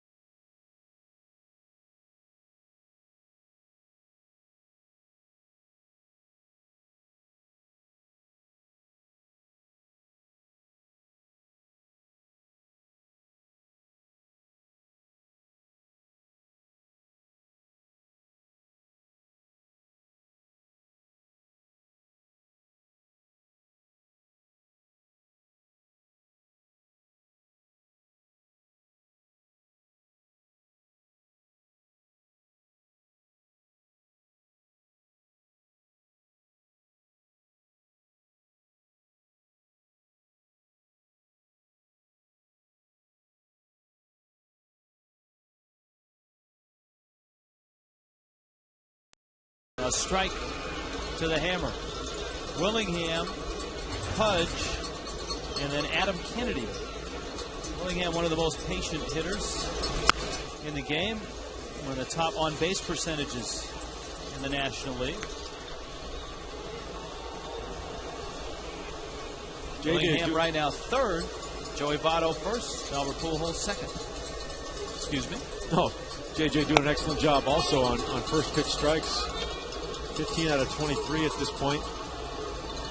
And especially with the hitters like Willingham and Dunn with the slider, I think they're expecting that hard fastball and slider they're not even offering yet. 2-2 to Hammer. If JJ could have a 10 or 12 pitch inning here, you might see him come out and pitch the 7th. It takes him 5 pitches to dispatch Willingham. We'll check in with Frank Fort. Thanks, Rich. Just a little pitching update from the minor leagues. Chris Volstad made his second minor league start for the New Orleans Zephyrs last night and got the win in a 7-4 victory over Memphis. Chris went 7 innings, gave up 5 hits, 2 runs, 2 walks, and 5 strikeouts. Now pitched 13 innings in his 2 starts in New Orleans, giving up only 8 hits and just the 2 runs. He has walked 6, but on balance, 2 very positive starts for Chris Volstad down at AAA. It's going to be interesting, guys, to see how this plays out over the second half of the season. Remember what happened last year when Ricky Nolasco went down in New Orleans, how good he was when he came back, although he went down a little earlier in the year than Volstad did. But 2 very good outings for Chris Volstad so far in his assignment to AAA. Rich? It's good to hear, Frank, that Volstad is getting back on track. JJ just blew that one by Pudge, and it counts 1-2. The Marlins, of course, have Alex Sanabia pitching tomorrow. And, you know, the trading deadline is coming up. People focus on names like Cantu, Ugla, and Ross, but you got a veteran lefty in Nate Robertson. I'm sure there have been some phone calls inquiring about his availability. As well, you know, people say, are the Marlins going to be buyers or sellers? Sometimes you can be both. Sometimes you can sell a piece for something you need. Whether it's something you need right now or something you need next year, that remains to be seen. Not too late to become a Marlins season ticket holder this year. Enjoy the best savings and benefits in the major leagues. Choose from a variety of plans starting at just $85. Plus, seat selection. The new Marlins ballpark is underway for current season ticket holders. 1-877-MARLINS. Great write-up in both the Miami Herald and the Sun Sentinel and in the Palm Beach Post about the new stadium and the progress that's been made. 40% complete. All the bids and work that has been done is ahead of schedule, on budget, just like JJ. 13 pitches. See if he's got a few more in that holster. 2-0.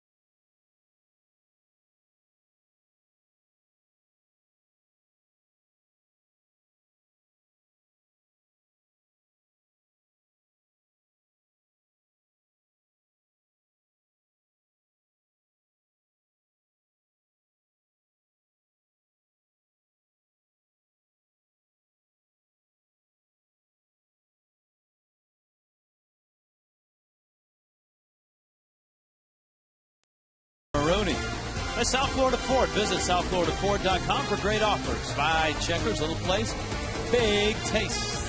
By Corona, kick back, relax with an ice cold Corona and lime. Enjoy Corona today. And by TGI Fridays, celebrate summer with the new Caribbean menu, only TGI Fridays. Josh Johnson with 6 shutout innings, and the obligatory hugs mean he's done. I don't think I've ever seen anyone hugged and then go back into the game. Hug means you're done. See JJ shaking his head there, I think, wishing he could have been a little more economical with his pitches to keep that under 100 pitches in the 6th inning, so he could have. Well, it all goes back to that first inning when the Nationals made him throw 30 pitches. But he goes 6 scoreless innings. His ERA, the best in all of baseball, is down to 1.62. So last night, Steven Strasburg went 6 scoreless. Tonight, the Marlins get 6 scoreless, and they'd love to get the same effort out of their bullpen that Jim Riggleman got out of his pen last night. Yeah, pretty much set up perfectly for the Nationals last night, coming in with Soren, the new first-round pick, like Strasburg, and ended up with their all-star Matt Capps to seal the deal. Hanley has struck out and bounced out. Remember, it was an error that started things in the second for the Marlins. Paulino's 2-run single has provided all the runs tonight. Hanley looks at strike 3 call. An 0 for 3 night for Hanley against a guy that he's really handled in the past. He was 7 for 19 with 3 homers coming in against Levon.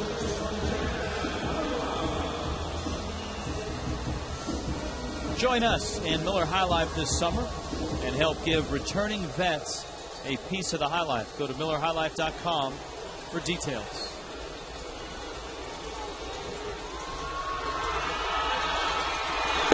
Here's Uggla. He's the one that hit the soft liner that glanced off of Desmond's glove, and it almost appeared that Kennedy nudged Desmond just as he was trying to make that catch in shallow center. Cantu followed with a single. A nice job by Mike Stanton to work a walk and load the bases. And then Paulino delivered the 2-run base hit. That was way back in the second. You know, with the way that Levon is pounding this outside corner, you really haven't seen too many adjustments on the part of the Marlin hitters to maybe move up on the plate a little bit, or just at least give him a different look to make a decision on, well, if he's on the plate, maybe I'll try to go inside. He just keeps threading that needle on the outside corner. Does it again because he knows. Uggla does go opposite field, but Bernardina has some speed and he runs it down. We look at balls and strikes on Fox Tracks, but it's also a nice way to look and see how a pitcher is working hitters. And all day we've seen this with right-handed hitters. Even lefties, I bet you could count on one hand the number of times that Levon has come in. And if he does come in, it's for show. He's not trying to get you out in there. He wants to go back away because, as you saw by that Fox Tracks, he's living a little bit off the outside corner, and he's getting those calls for strikes. And especially in this ballpark, he knows that right-handed hitters, maybe outside of Stanton, can't do much damage to right field here. Cantu a base hit in the second. Well, he left one up there. One of the few mistakes he's made over the white part of the plate. Ball and a strike, and 2 outs in the bottom of the 6th. He is an amazing athlete. His arrival here in Miami from Cuba, and a guy that many people thought was done. 2008, did not have good years in Colorado or Minnesota. Big swing and a miss. Last year with the Mets, didn't quite pan out. Wasn't that great with the Nationals? But here he is with his ERA in the low 3s now in the second half of this season. It's a remarkable job he's done in Washington. And Cantu towards the line and deep. and fair, and it bounces out of play. A double. Now there's a change in an approach. They don't call him Mr. Hooker for nothing. He loves to hook that fastball, or hook any pitch for that matter, to left field. Here he stays great. Watch him let the ball travel. So many guys are trying to get out in front and hit that ball, and that's why you see so many weak fly balls to center field. And that's our Checkers double of the game. Look at Niner jumping right into the drop-ins. Nicely done. But that's great adjustment by Jorge Cantu. He finally let that ball travel, and there's a lot of real estate out there in right field that you can get a lot of base hits. There's a big gap in right center with Cody Ross up, and Hernandez misses outside with a breaking ball. Look at Niger Morgan is shading towards left center. I'm a little surprised that the right fielder isn't placed a little bit more toward the line with how effective he's been on the outside corner. I think you'd see a lot more balls hit down the line than in the gap, so I would move that guy all the way over to the line. And as we thought, from about the third or the fourth inning on, we've seen a lot more balls called strikes that are just outside the Fox Tracks strike zone. And early on, he was not getting those. You saw the frustration by Hernandez when he didn't get those calls, and now he's getting them on a regular basis.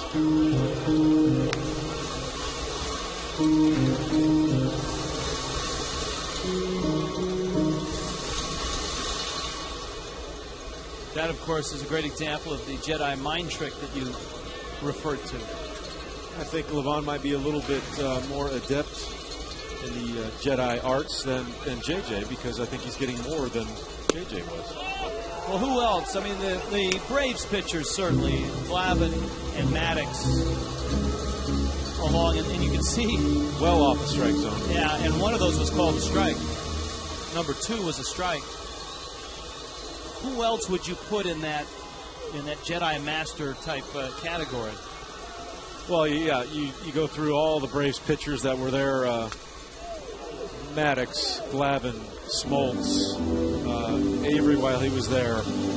Leo Mazzoni was a disciple of, all right, you might give up some hits away, but you're not going to get hurt away. And those guys were talented enough, obviously, to hit those spots away, and they got those calls. Is Levon the last of a breed, or are there other guys in the league that are able to take advantage in a similar fashion to those Brave starters? Well, I think you'll look at, Jamie Moyer is really good at expanding the strike zone. But with today's power arms, I don't think you find as much finesse pitching like Levon. You're watching something that's a dying breed. You don't see too many, especially right-handed hitters, Cody right-handed goes pitchers. to right, and he hits it well, but Bernardina is there, and he makes the catch. Marlins have a double to show for the 6th. Still up 2-0.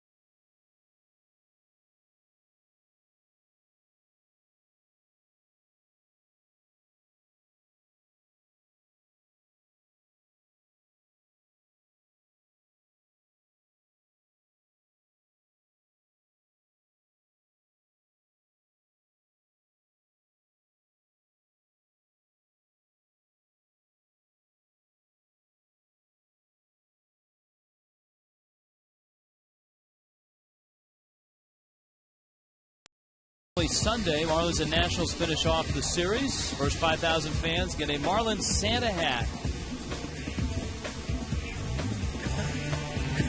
courtesy of New Era Cap. Kids can run the bases in the Diamond Dash. 1-877 Marlins, or go to Marlins.com today. See, it's hard to keep your concentration. You want to see the fans in the stands. Jose Veras comes in. This is one of the bright spots for the Marlins, has been Veras' work near the end of the first half.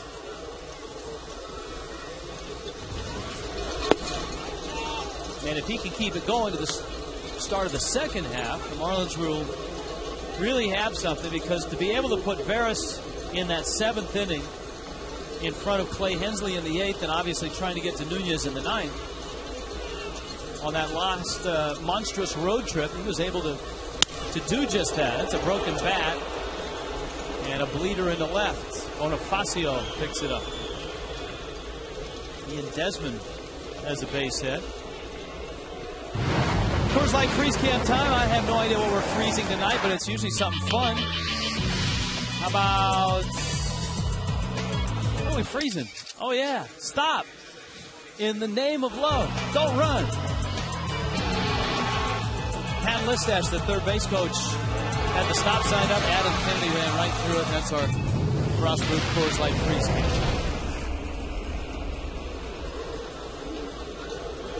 A Willie Harris sighting as he pinch hits for Devon Hernandez. Now Devon's pitch count at 95. He could pitch for the rest of the night. He's had a couple of career games where he's hit 150. In 98 against the Mets, 153 against the Marlins in 05, 150. That was a game in Washington. But this is the National League, not the American League, so you can't just leave a pitcher in there forever. When you're down like this, you got to pinch hit.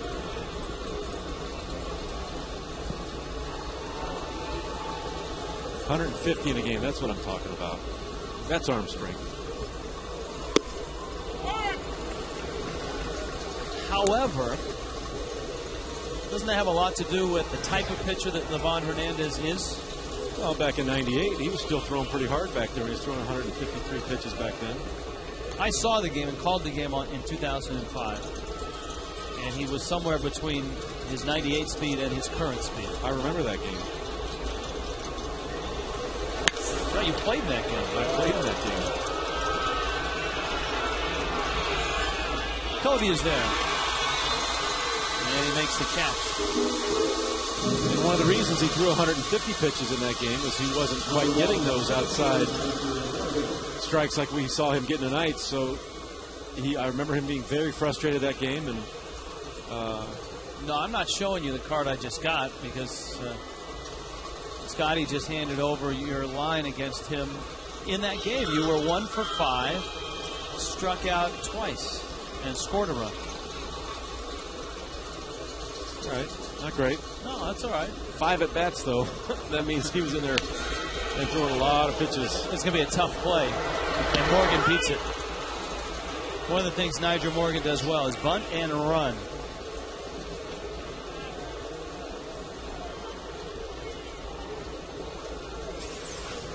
Probably wouldn't have mattered here, but as a first baseman, there's one thing I always try to tell the pitchers to do that are in this situation. Throw the ball right in the runner's back, because the rule states you have to have both feet on the right side of the line, and they will call him out every single time. I've seen it. If they appeal or there's an interference call, they will call him out every single time, because no one runs with both feet on the right side of the line. It's one of the rules in baseball I think should be changed. The base is in fair territory, but you're supposed to run in foul territory to get there.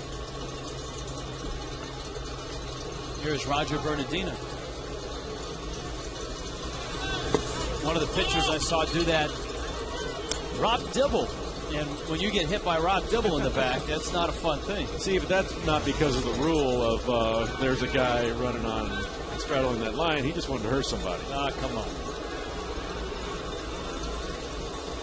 Bernardino up. Veras with the count 1-0.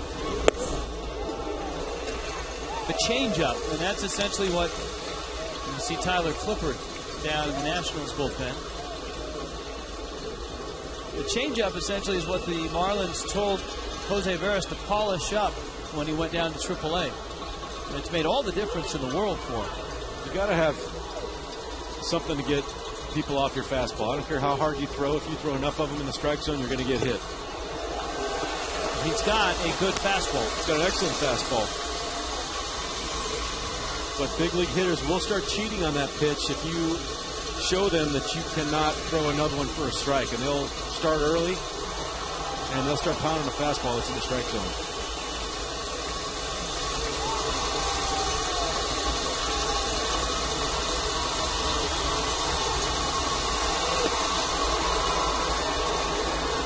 Pretty good bite on that slider there, too.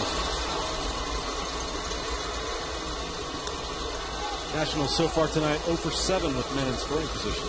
7 guys they've had in scoring position. Well, 6 of those guys came on Adam Dunn at bats, and in all 3 of those at bats, JJ struck him out. That's what we call damage control. You allow base runners, but you don't allow them to score. Remember, we talked about JJ in his last start against the Nationals. It was one of the blown starts by the Marlins bullpen, one of 4 that JJ's had this year. He left with a 4-3 lead. JJ is long gone here. He went his 6 innings. Badenhop and Tankersley up. Even though Badenhop threw 2 innings last night, he threw 15 pitches. So he's available tonight. If there's ever a guy you'd say has a rubber arm, Burt Badenhop has got an arm that'll bounce back very quickly.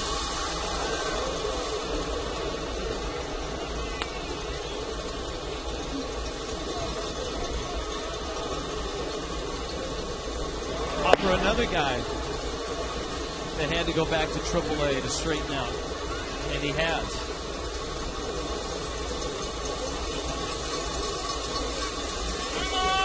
Desmond and Morgan.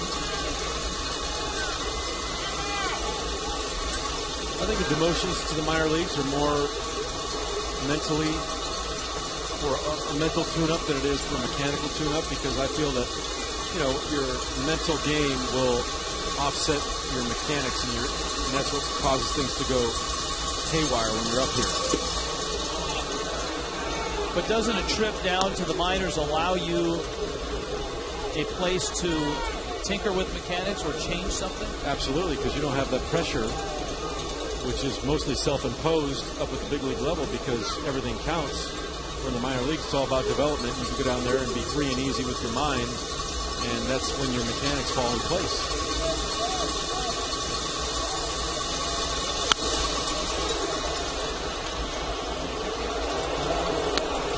Count 4-3-2.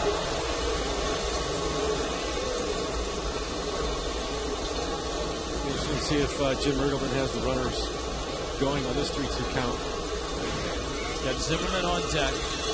Bernardina has 3 hits, 2 of them infield singles.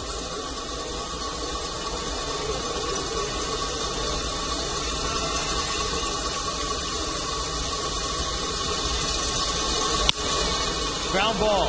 Gabby gets the out there. Hanley's relay, not in time. But a nice job by Gabby. Remember the play where he was blocked from throwing to second? This time Niner did a good job of getting to the ball and getting inside the base path. That's what you want to do. You want to clear the throwing lane. You'll see him get in on the grass, or he's got a lane to throw inside to Hanley Ramirez.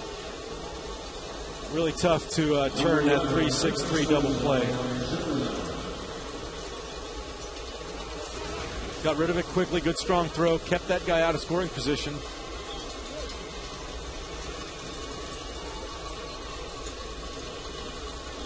Now Zimmerman.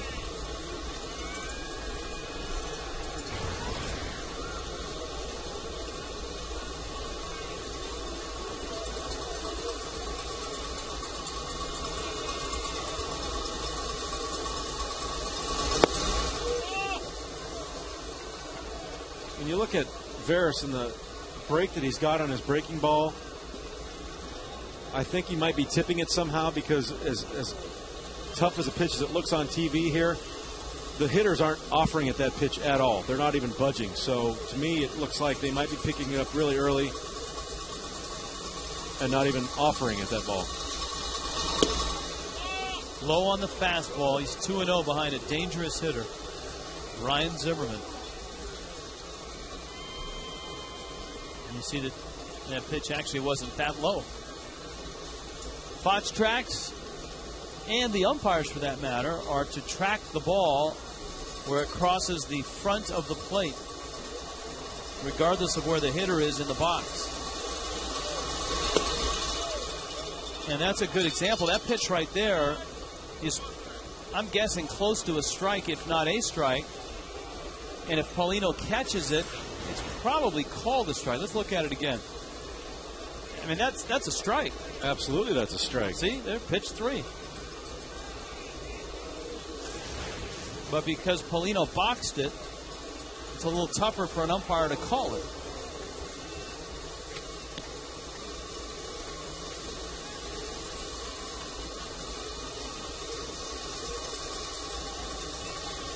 .3-0 coming. That ball's hit a long way to left field and deep. Bonifacio back. It's curving, and it's foul.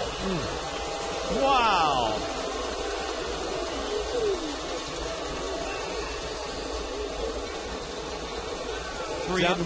Down by 2, giving Zimmerman the green light on a 3-0 count. He knew he was going to get a fastball. It was actually a lot more foul than I thought it was going to be off the bat.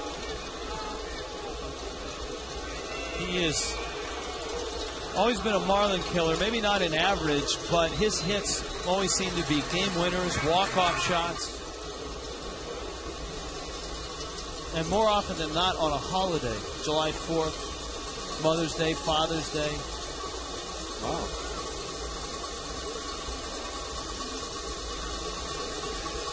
Arbor Day. Outside corner. Great pitch.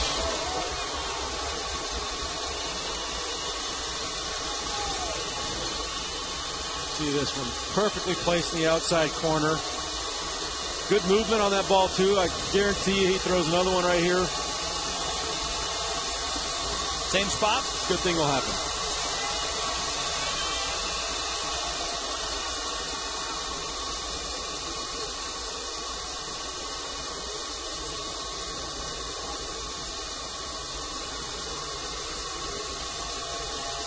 Hard to believe that Zimmerman is still only 25. Cowbell's going. Full count, 2 outs. Runner from first on the move. Veras.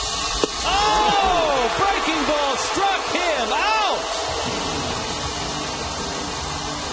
What a revelation Jose Veras has been in the Marlins bullpen.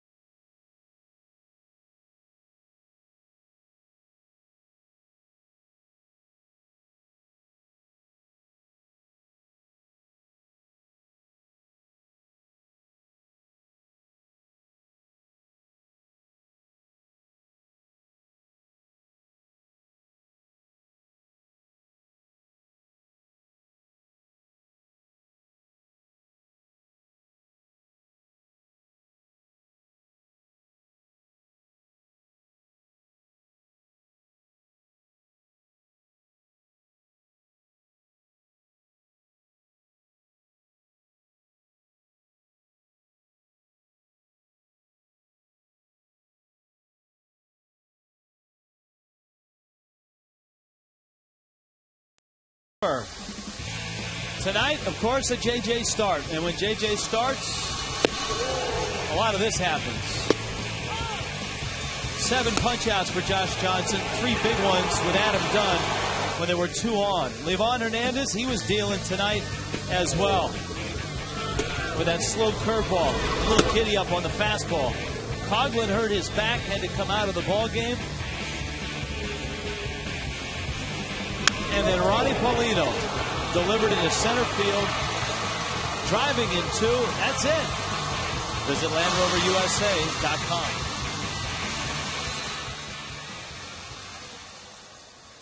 Makes that great base running by Jorge Cantu on that ball by Ronnie Paulino look even better right now, like a 2-run cushion. Mike Stanton takes a strike from Tyler Clippard, who was a force in the first 2 months of the season for Washington, but has really struggled in his last 7 appearances. He's 0-3 with 2 blown saves and an ERA of 16.5. So maybe a little bit of overuse. They were still waiting for Drew Storen to get there, and he's kind of taken that 8th inning over. He must have really been dealing before that with his numbers. They're still pretty good. Mike Stanton with a high fly ball to left. Willingham is there and makes the catch. The Marlins and Food for the Poor are teaming up to raise funds for the Homes for Haiti campaign. The campaign will fund the construction of a village and provide safe homes to victims of the devastating earthquake. Please join us in this effort by texting the word Haiti to 25383. 25383 and make a $10 donation. Together, we will make a difference.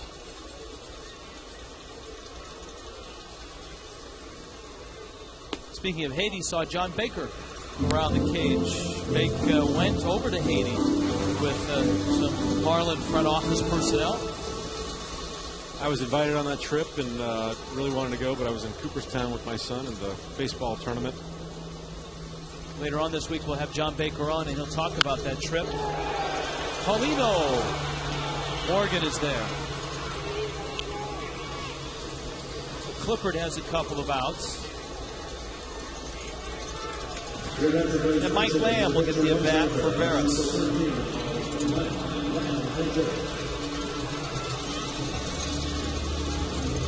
Hensley getting ready for the 8th. You look back at JJ's start, another no earned run start, which makes 11 out of the last 12 with 1 earned run or less. And the other one that wasn't was 2 earned runs. As well, a couple other trends continuing for JJ. His 17th consecutive quality start. That's 6 innings with 3 runs or less. Well, he goes 6 innings and no runs. So that's 17 in a row there. And the run support thing continues. His last 6 starts, the Marlins have scored him a total of 11 runs. You wonder what the correlation is there, because I think a lot of aces sometimes have trouble with their run support. I don't know if the offense feels, we don't have to really do much work tonight because we know our guy's going to keep them down and keep them really close. We had the same problem with Kevin Brown in 1996. He was had a 1.89 ERA for the season, but yet he was 17-11.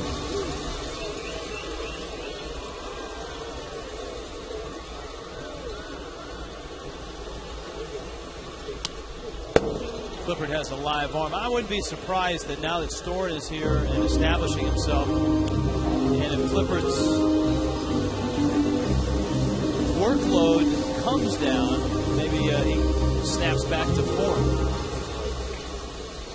JJ's had good run support throughout the year. It's just that in these last 6 starts, it just hasn't been there. And you kind of combine it with the fact last 6 starts, not a lot of run support. In many of his early starts, not a lot of bullpen support. Well, over that last 6 starts, I don't think any of the starters have gotten much run support because the Marlins offense has been, kind of sputtering along. You saw Clay Hensley And as his routine in the 8th inning, he throws his warm-up tosses and then stops and goes and watches the game from the rail. He said that he learned that early on, making the transition from starter to reliever. Don't keep throwing. Just get ready and wait. Down goes Lamb, a 1-2-3 inning for Tyler Clippard. Enter Clay Hensley.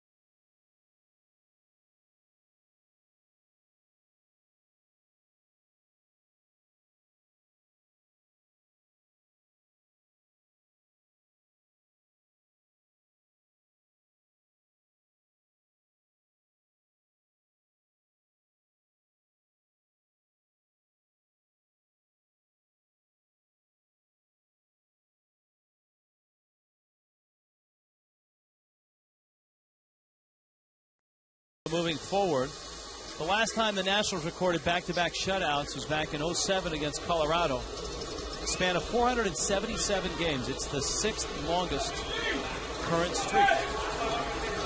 On a night where 23,005 are here.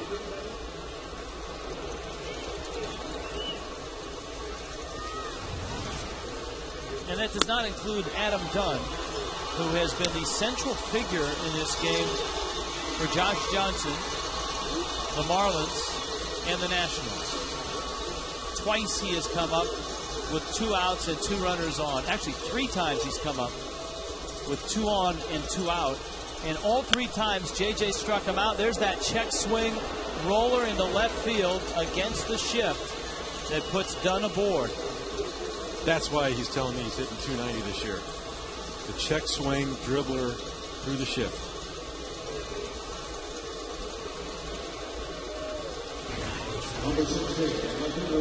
Hensley had a very good start. Neck injury, tried to pitch through it. It didn't work. Started to get hit, went on the disabled list, and he's come back to being his old bad self in a good way. Yeah, you look at the opponent average, 201. You know, we knew coming out of spring training, he had an excellent spring training, was much in the running for that 5th starter spot. And when you look at the hitters approach him and the amount of swings he gets on balls out of the strike zone, you know he's either very deceptive or his ball is moving a lot. Of course, it's the story we've told before. Hensley, a workout buddy in San Diego where he worked out, used to be a Padre. Kevin Correa taught him the changeup grip that Correa got from Tim Lincecum. Cantu, and it drops. My goodness. Cantu was looking for Paulino. Paulino was looking for Cantu, and that's a ball that a third baseman has got to catch. We go over this time and time again in spring training. Infielder has priority to the catcher. You do not want the catcher, especially going out for a pop fly, mainly because of the glove. There's not much space to get the ball inside that glove they catch with. So kind of a mental mistake there by Jorge Cantu. Let's see if Hensley can pitch around it. Breaking ball, Willingham hits it in the air. Hanley's out, Cody's in. Jorge Cantu, I think I heard the sigh of relief from up here. Nothing you like more than that pitcher to battle back and get an out right after you've made a mental mistake.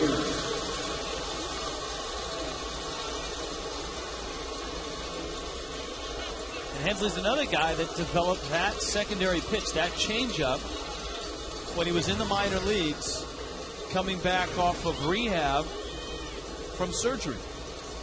Decided, you know what? Now's the time to learn a new pitch. If I'm ever going to learn that changeup and master it, now's the time. Ground ball, Cantu out there, Uggla's turn out there, double play. Hensley works a scoreless 8. Marlins hang on to a 2-0 lead. And we go to the bottom of the 8th inning.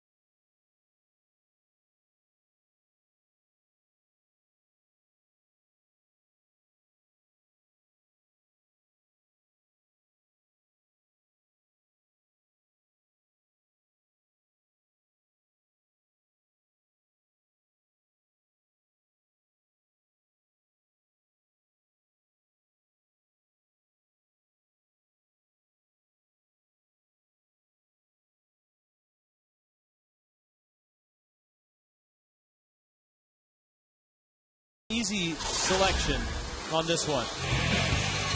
Josh Johnson making his first start since his appearance in the All-Star game, and he looked like an All-Star. Hey, now 6 innings, 7 hits, no runs, 7 strikeouts, 109 pitches for JJ. If the pen could hold it, he'll be 10-3.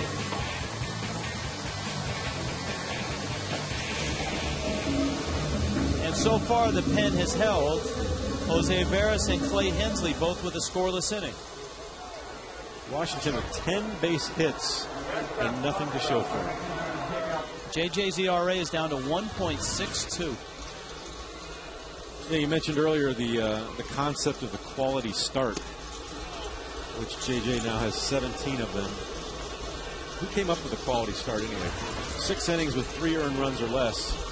I mean, that's a 4.5 ERA if you got 3 earned runs. I can tell you exactly who came up with that stat. Here's Bonifacio's first at bat. Coughlin, of course, left with a sore back. And Bonifacio is now in the leadoff spot and in left field. The guy that came up with that stat, the quality start, was the agent for a 500 pitcher when they went to arbitration. The agent said, you know what? I'm coming up with a stat, a quality start stat. 6 innings, 3 runs or less. Look at this, look at that. Seriously, that's how it started? I don't doubt that an agent actually came up with that. And I'm He's sure trying to do the best with his client. I'm sure agents use that when they get to the bargaining table. Oh, absolutely, and I'm sure everybody buys into it. But, you know, for me, a 6-inning, 3-run start is not a quality start. All right, if you were Jeff Conine, stats guru, and you could name your own quality start, what parameters would you give? What thresholds? At least 7 innings for me for a starter is a good start. Okay. If you're going 5 1/3, 6 innings, you're taxing your bullpen to a point where guys are going to get worn out, and 7 innings plus is a good start for me. So you would go 7 innings. Would you keep the 3 or earned or less? Yeah, I mean, in this day and age, I think you're keeping your team in the game with that. But just that extra inning, you get 10 starts in a row that are supposed quality starts and only 6 innings. That's 3 innings a night that your bullpen has to pick up, and that's a big effort, I think. So who do we call? Ghostbusters. Who do we call to get that stat change? Yeah, I mean, we could make this a campaign or a lobbying effort. Maybe we can call the same people that have my All-Star game bat that we can't find. Well, we haven't addressed that. There's a 3-2 and a pop-up. Kennedy calls for it, makes the catch. We actually had some phone calls from some very concerned people that said, how awful is it that the Hall of Fame has lost Jeff Conine's bat? There's Leo Nunez. Now, did you get in contact with the guy who called in last night and said he thinks he has it? No, I have not. But do you think that's the bat, though? I don't. Because at All-Star functions, don't you sign a variety of bats? Variety of bats, and I have taken home extra All-Star bats from the All-Star game and given them to various charities to auction off. And I could just see you have like 3 or 4 of them in the trunk of your car, and when you get pulled over for speeding, it's, officer, I got an All-Star bat for you. Hey, whatever works. I haven't gotten a ticket since 1987. Here's the 0-1 to Gabby Sanchez. So there are some actual Jeff Conine All-Star bats from, what year was that, 95? 95, yes. From 95 that were not game used, but were in the clubhouse. You signed, they hologrammed it, and away they went off to a variety of charities. Yes. High pop. Again, it's Kennedy, and Gabby Sanchez pops out. But if you put that bat in a lineup, I think I could identify it. Tyler Clippard has been outstanding. You can just see that lineup behind the one-way mirror. All right, number 5. Will you turn the bats sideways? Here's Hanley. I'm guessing the bat has got some pine tar on it, has got some other game-used marks on it, and the other bats were pretty clean. Probably the distinguishing factor of that bat more than anything was a bat that I'd used probably the first half of that season.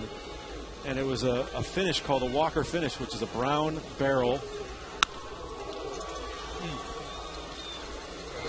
Ground ball. Desmond has it and throws out Hanley Ramirez. Nice work by Tyler Clippard. Now Leo Nunez will try to save it.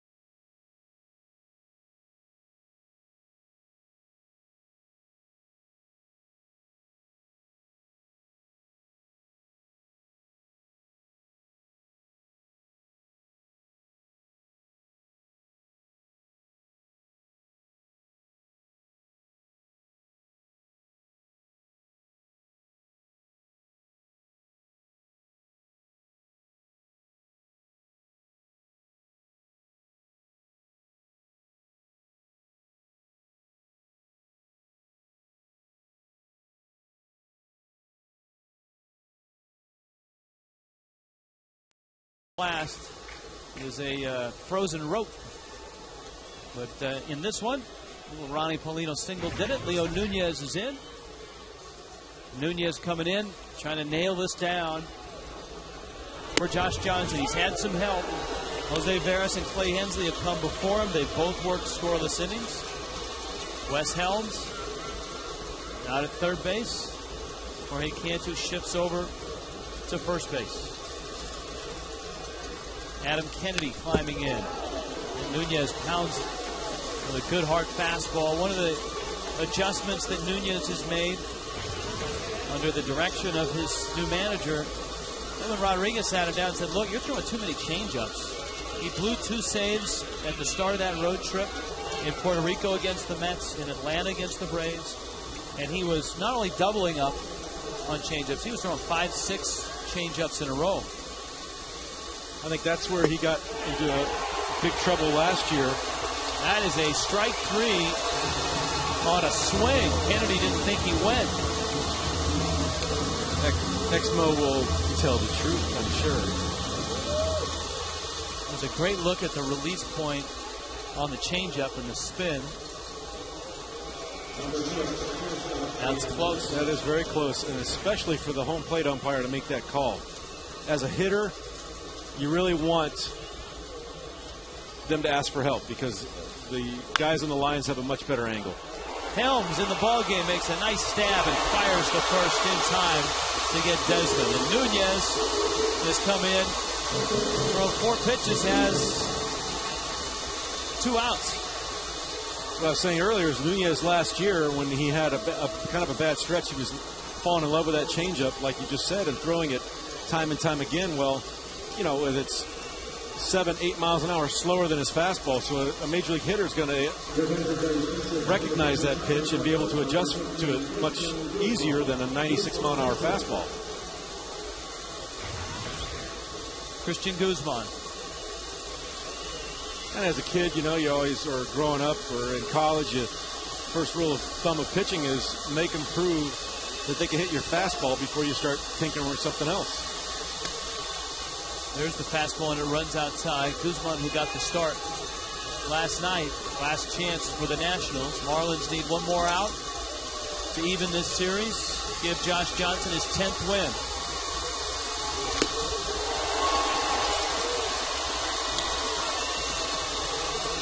For the 2-run lead, if you're Nunez, I know the changeup is good against lefties, but Guzman's not really a guy that is a threat to hit it out of the park. Definitely not. And, you know, make him prove that he can hit your fastball.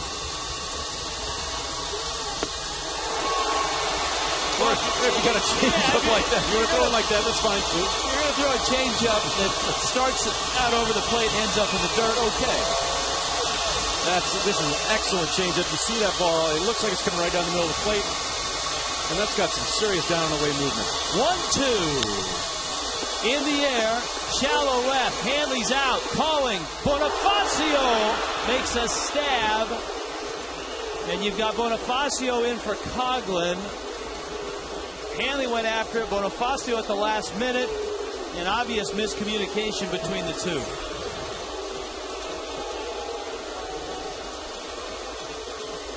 You see, you know, first rule of thumb as an outfielder, you've got priority on this ball. It's very difficult for Bonifacio to look down and see Hanley with his hand up. He's not going to hear him call it because he's actually calling it. Bonifacio was saying, I got it, I got it, I got it. And at the last second, he sees him coming to his field of view, so he pulls up. But, you know, with the crowd yelling like that, that's probably the most difficult play to make.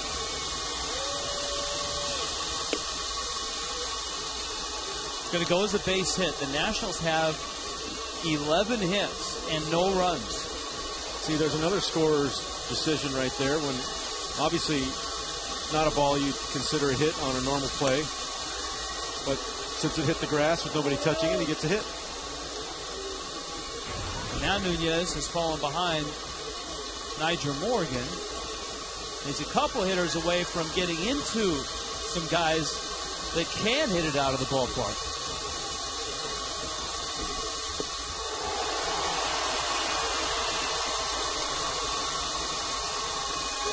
Marlins Live after the ball game. Josh Johnson. Big strikeouts. And tomorrow's starter, Alex Sanabria. JJ's ERA down to 1.62.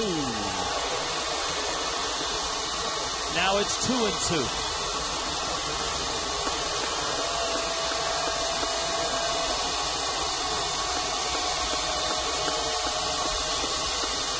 $23,000 here tonight.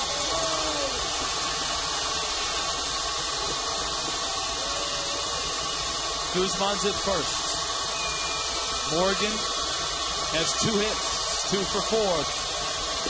Got him on the changeup. Nunez with the save. And the Marlins even the score. JJ gets win number 10.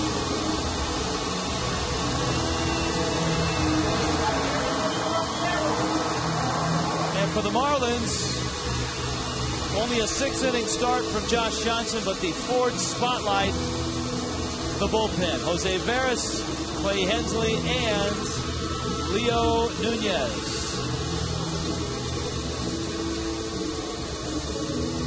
Nice bounce back win for the Marlins here tonight. Nunez finishes, and the Marlins shut out the Nationals 2-0.